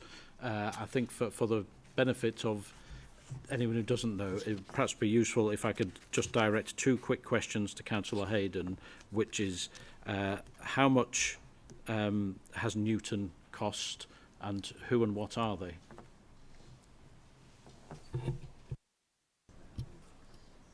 Thank you. Mariana, do you want to pick that one up? Sorry, I was directing it to Councillor Hayden. And I'm asking Mariana to reply, Councillor Lamb. I think probably Caroline and I between us are best placed to answer this. In terms of the work on children and families, it cost around about £200,000 to get them in to do the independent work, which we felt was absolutely business critical to get us to the point that we've got to today, where we've got a really clear understanding of the position we're in, why we're in it, what we were doing about it, and crucially, what we now need to continue and go faster, as Ben's outlined, in order, to make sure that this year's financial position doesn't get any worse. Newton are a consultancy company, who work on a particular business model, which actually Caroline's better placed to explain than me because of the work that they have done, in particular with Home First, as you know, which has generated some very significant savings, as well as requiring some investment. They do work in particular with a handover of ensuring that, the legacy is actually that the work can continue rather than requiring ongoing consultancy. But we have found it very valuable because they do bring that insight from elsewhere. Thank you. Caroline, please. Thank you. If I could come in, yes.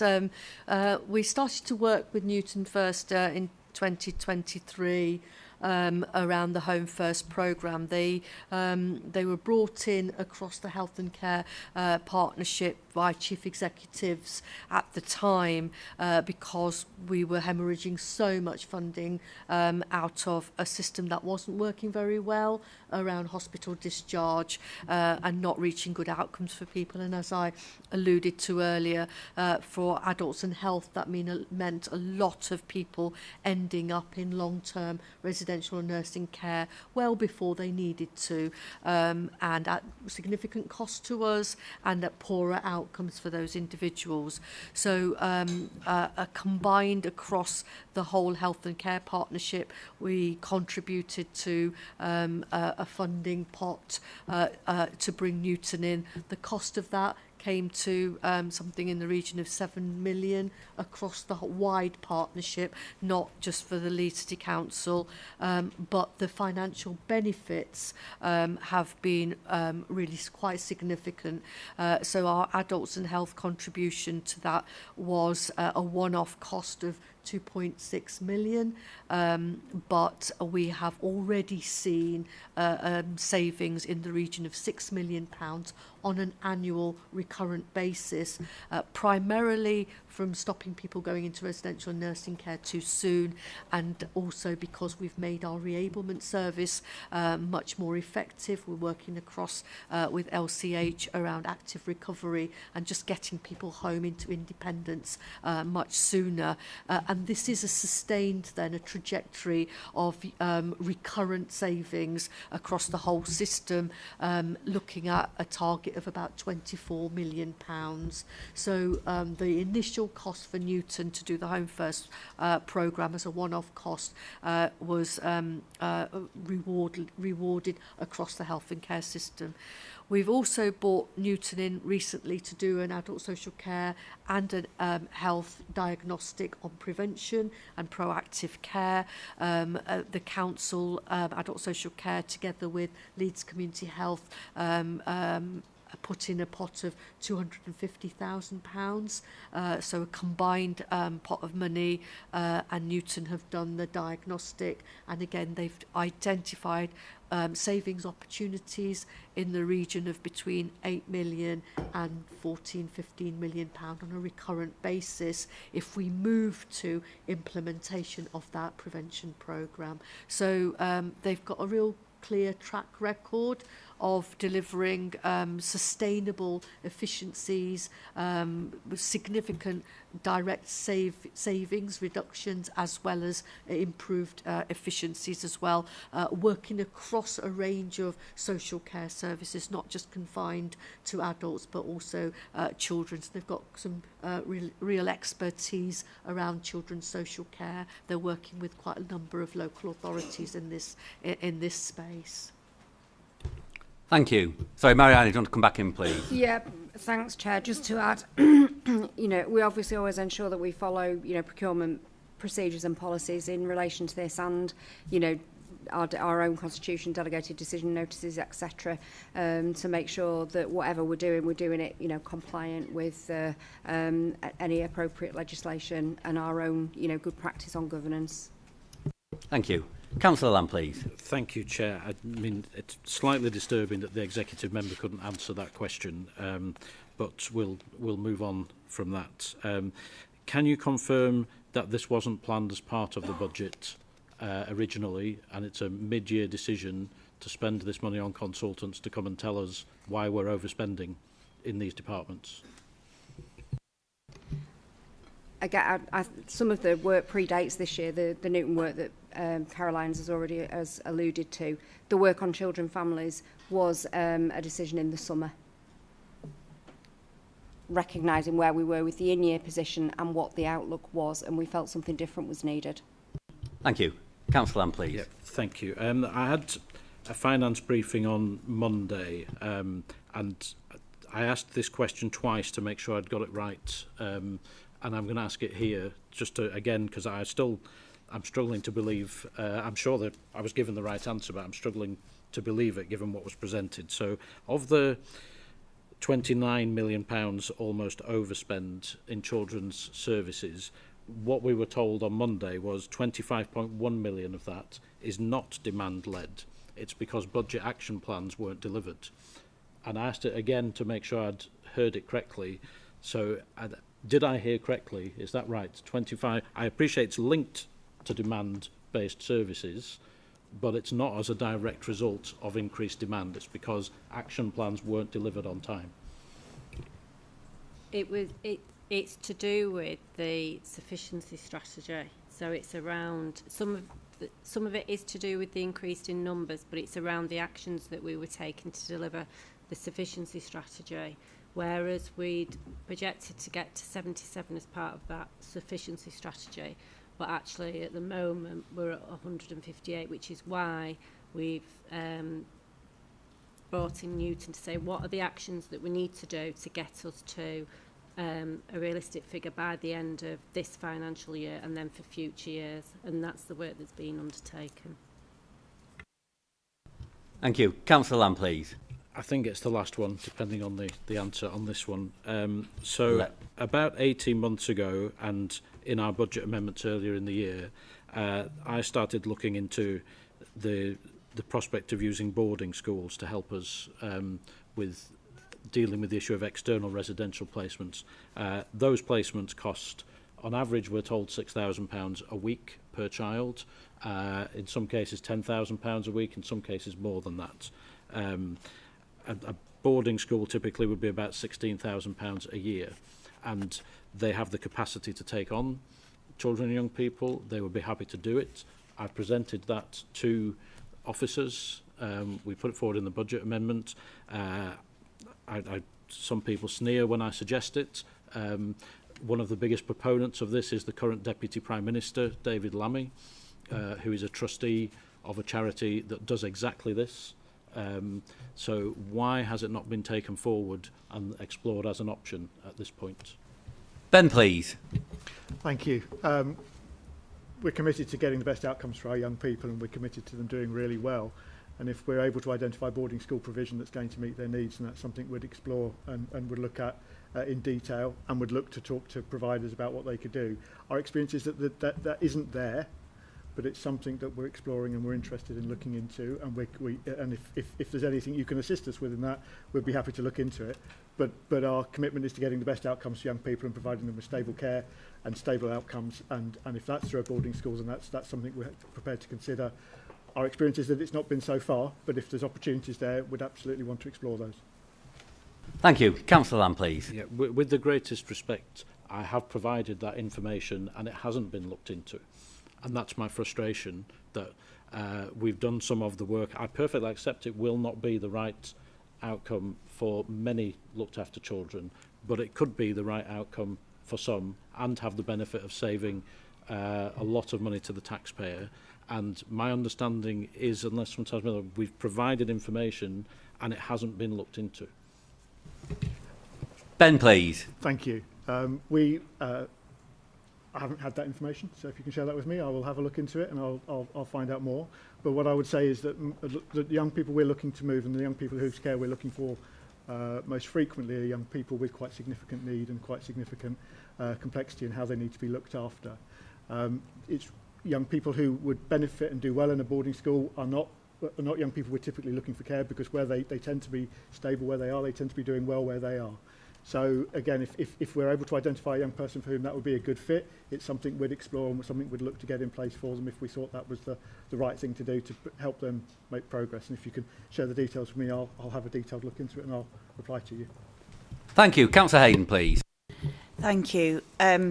We look at all in the best interests of the child. I'll challenge the £16,000 a year, because I'm fairly certain that the grammar school at Leeds, which is not boarding, charges £18,000 a year. So and then if it was boarding and boarding schools, the extra costs of feeding and looking after and home and providing a home for children would far exceed £16,000 a year. And you know, the way you've kind of referred to me, I've never sneered at an idea, but our first port of call for all our children is to have them in Leeds and to have them in a family setting, preferably their own family.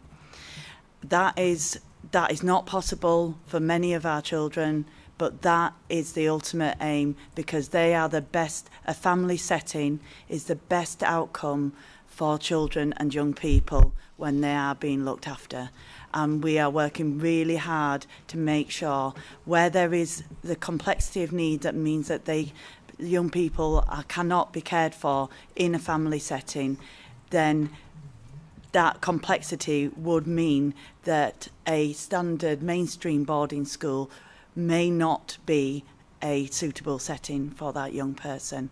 We will always put the needs of the children, the child, the young person and their families first. Thank you. Thank you, Councillor Hayden. Councillor Lamb, please. Sorry, if I may come back, I'm telling you as a fact, Councillor Hayden, £16,000 a year is the cost of a very good standard boarding school, not very far from here. I know that because I've been to it and looked round with the very intention of this. The most striking response I got from the head teacher of that boarding school was, I can't believe nobody's suggested this before, because we could do this and we would do this. As I say, it is something espoused by David Lammy himself, not someone who I agree with on very many things, but on this one is spot on and has a lot of experience. Like you, I want the very best outcomes for children and young people in our city. We will not achieve that if you keep massively blowing your budget every year, because that means there has to be cuts to other services that they could depend on, like children's centres, like school closures, like not delivering EHCPs on time. That's a consequence of you not managing your budget properly, and you shouldn't dismiss out of hand suggestions that are designed to help. Not just suggestions, we've actually done work on it, handed it to your officers, and nothing has been done with it. Councillor Cooper, please. Yeah, thank you, Leader. And thank you, Councillor Lamb, for your questions. I hope you feel reassured from the responses that you've had in terms of the overspend in children's and adults, that there is significant work going on to bring those in line for the rest of the year. And in terms of your point about your idea regarding boarding schools, I think you've had a response from an officer to suggest that if you send it to him, that he will look into it for you and come back with some information following today's executive board. So I think that we should be able to leave that one there for a further response. And in terms of the financial monitoring report, I do want to say thank you for Ed, for Victoria, for Caroline and Ben for going through that presentation. I thought it was really important that actually we brought a really open and transparent position of the finances that the council find themselves in, and I wanted executive board and the public to be fully aware of the position that we find ourselves in. So with that, Leader, I'll pass back to you. Thank you. If there's no more comments on this paper from anybody, I'll turn to the recommendations on page 268 to 269 and see everybody's position on those. Councillor Lamb, please. Yeah, I'd like to reserve my position on these recommendations, please. Thank you. So we note Councillor Lamb's position. Take it everybody else is happy with those recommendations. That's great. We'll move on to item 11, please, Councillor Cooper. Thank you, Leader. The next item for me is the capital programme, an update, Q2 update on the 5-year capital programme that we have. So there is a request that we inject 15 million into the capital programme for varying reasons that are set out in the report, including the armoured gyratory and in terms of other capital spends as well. I suppose it's important to note as well that the capital programme sets out both the HRA position and the general fund. And in terms of the HRA position, there is an increase from the previous report that came to Executive Board, and that's mainly down to the HRA's increase of over £200 million into the Council House Growth Programme that we've set out in the paper. The report also details the spending priority for the investment of the community infrastructure levy, so the SIL strategic fund, and we're setting the priorities there for a new complex needs home for children and for strategic highways and transportation schemes. And just for members of the Executive Board to note that the report also sets out the Capital Receipts Incentive Scheme, the allocation to all of our wards and community committees in regards to that amount. I'll leave it there for any questions. Thanks. Thank you. If there's no questions on this item, I will turn to the recommendations on page 323 and 324 and take everybody's happy with those. Thank you. We're on to item 12, please, Councillor Cooper. Thank you, Leader. And again, a further report, an update report on the Treasury Management Strategy for this year. And we are all well within our borrowing limits for the year, with nothing really to note for members on this one to pick out for you. But it's all in the report if you need to take a look. Thank you, Councillor Cooper. Councillor Lamb, please. Yeah, thank you, Chair. Some brief comments on this one. And again, plainly, this is the Council's debt and how we manage it. And the current debt level is now £2.6 billion that we hold. Now, last year, I think the figure was £1 in every 5 that we spend is paying debt or servicing debt. Is that still the same in the current year? Is it different or broadly the same? Victoria, please. Thank you, Chair. I haven't calculated that, but I will do and come back to you, Councillor Lamb. Okay, thank you.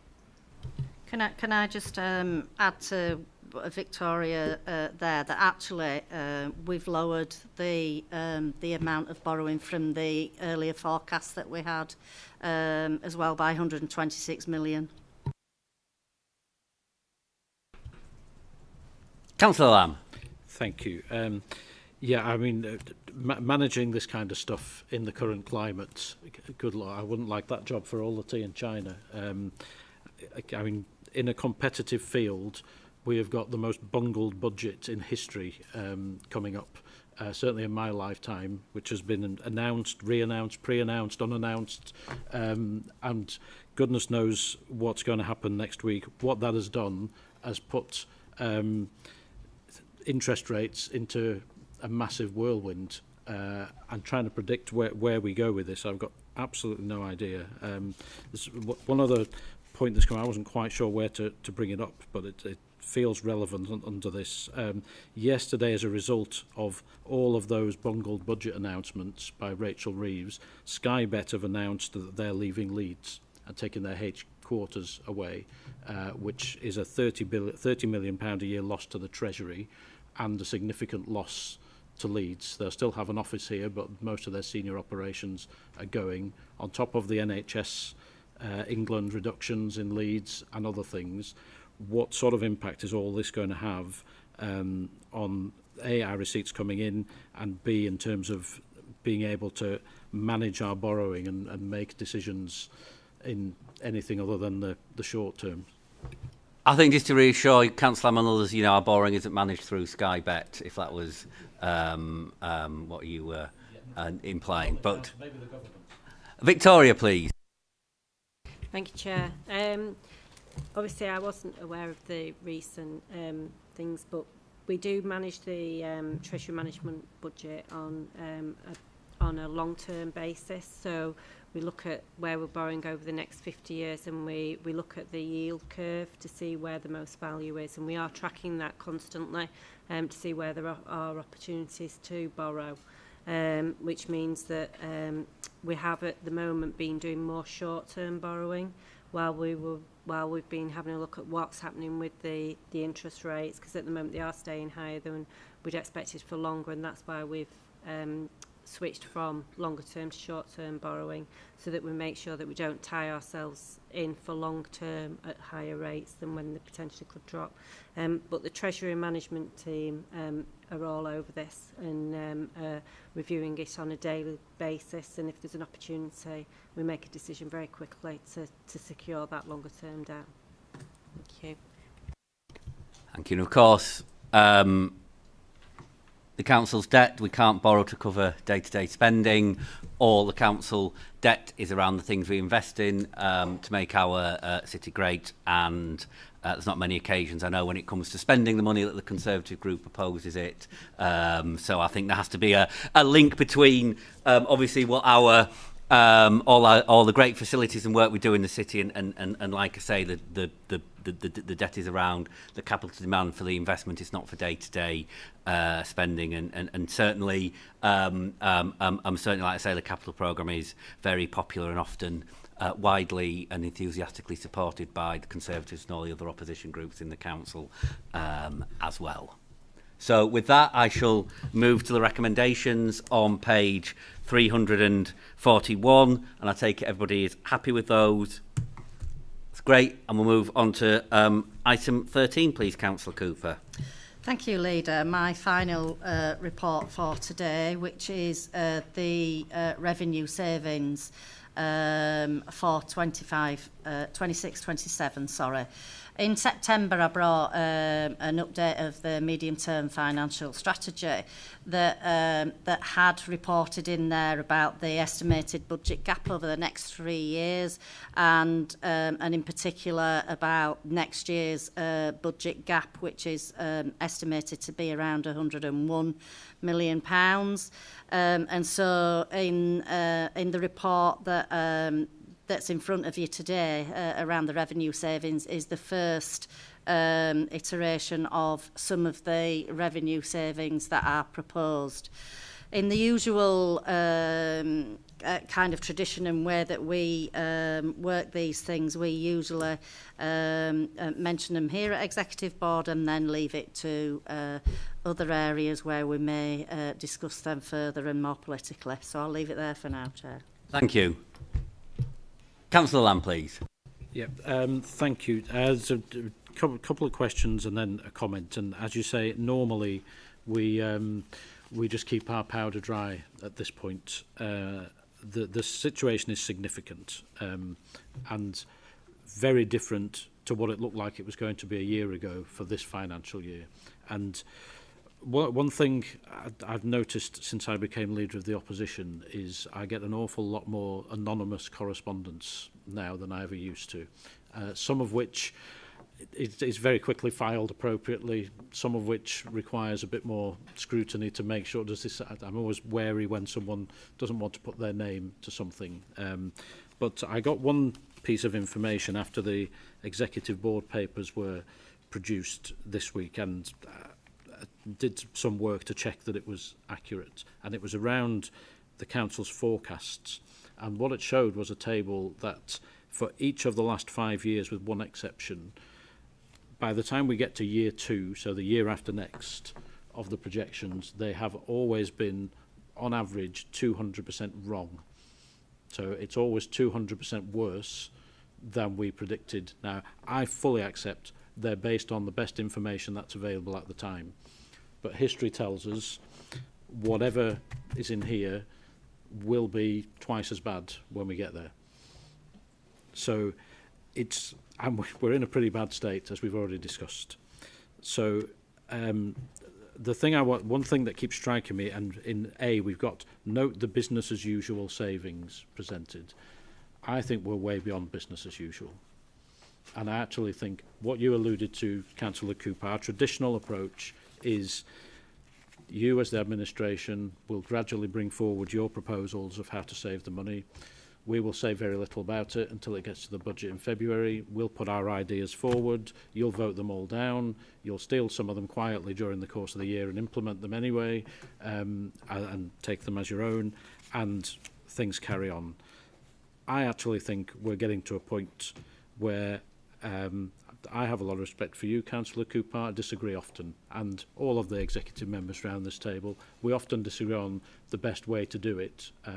But I don't doubt for a second that any of you come to this table because you want to do the very best for your residents and the people of Leeds. That's why I'm here as well. And that's my experience of pretty much all of our colleagues across party, even the ones who I really, really disagree with. I don't doubt their intentions for being here. I think we shouldn't take business as usual.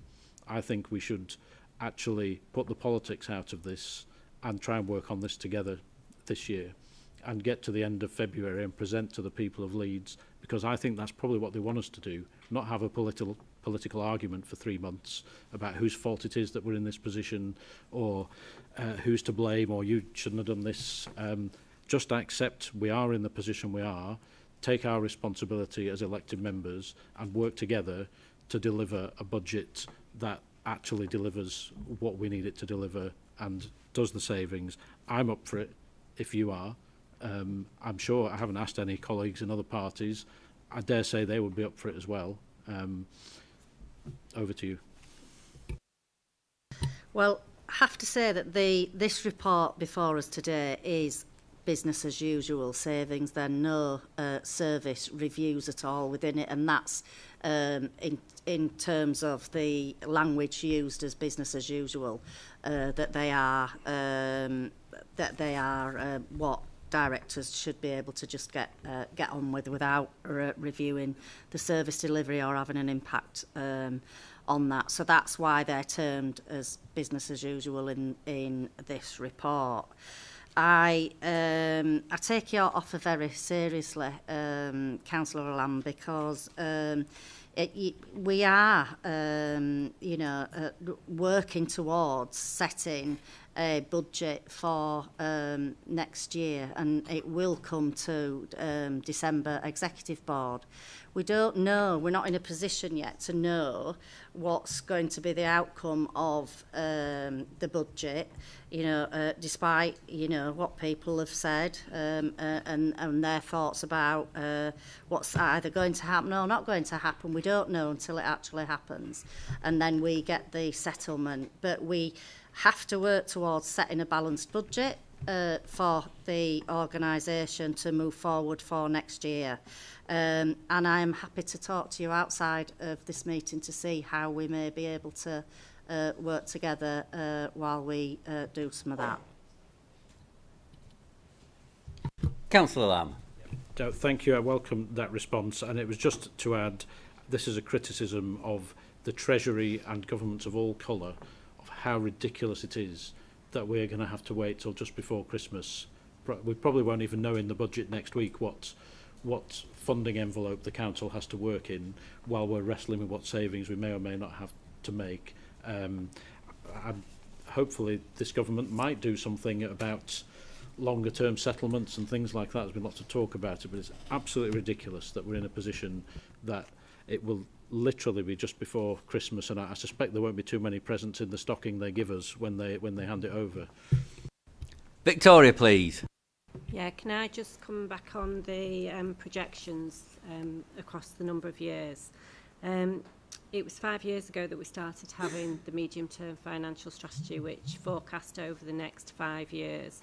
And we review that on it's a rolling basis. Obviously, nobody could have predicted COVID happening. Nobody could have predicted the Ukraine war that happened 1 year, the cost of living crisis, and then we've seen the demand that's happening throughout the years. So we do try and project and forecast as robustly as we can, but obviously we see the impact that it has on the current financial year. That does then impact on future years. So at this time of the year now, we're setting the budgets for the future years, and we take into account what's happening at this point. But once we've gone out on the provisional budget, whatever happens through the autumn and affects the year we've set, we then have to revise the figures, which is why it is always different, because we get more and more information, but we try to give an early sight of where we think we're going to be. One side of it, we will have more certainty because we're going to have a 3-year settlement, so we will know our resources for the next 2 years. What we are still grappling with and refining is those forecasts, and we've explained today how difficult it is to do that, and that will throw the figures out. Okay, thank you. Thank you, Victoria. Does anybody else want to come in on this paper? I don't see anybody indicating. Councillor Lamb, am I going to reserve your position? I will reserve my position and note the comments of Councillor Cooper. Forecasted that correctly. Right, take it everybody else is happy with the paper. And we'll move on to item 14, please, Councillor Pryor. Thank you, Leader. So this report is the adoption of a renewal of district heating local development order for our Leeds pipes network. The current order, which grants permitted development rights for underground sections and minor above-ground works, expires at the end of this year. National legislation on heat networks was expected to replace the LDO before this date, but as this will not be in place in time, a renewal is required. The Leeds Pipes network has already delivered major benefits, supplying low-carbon heat to developments such as the Playhouse, Jimmy's, Leeds City College, as well as a large number of smaller buildings and over 2,000 homes. The scheme has supported over 430 jobs and is cutting thousands of tonnes of carbon emissions and providing affordable heating to our residents. Heating which doesn't have the same price volatility as other sources too. An expansion will certainly help our city progress towards our net zero target. So the statutory consultation ran from the 24th of September to the 22nd of October, with a few minor amendments that are detailed in the report, and these amendments have been made to address those issues raised. Exec Board is asked to approve adoption of the revised local development order. Thank you. Thank you, Councillor Pryor. Councillor Lamb? Yep, thank you, Leader. It's reassuring to hear that Councillor Pryor's pipes are in good order. Yeah, that's a relief to all. Now, Councillor Pryor gets very upset when I talk about things that were discussed in Development Plans panel last week. But this was discussed in Development Plans panel last week, which was the right place for it. It got a proper airing, and I don't need to add anything to it here other than to support the recommendations.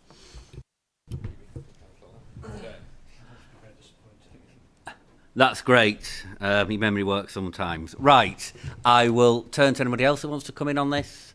I don't see anybody, so I'll turn to the recommendations on page 365. Take everybody's happy with those. That's great. Thank you, everybody. And I'll bring the meeting to a close.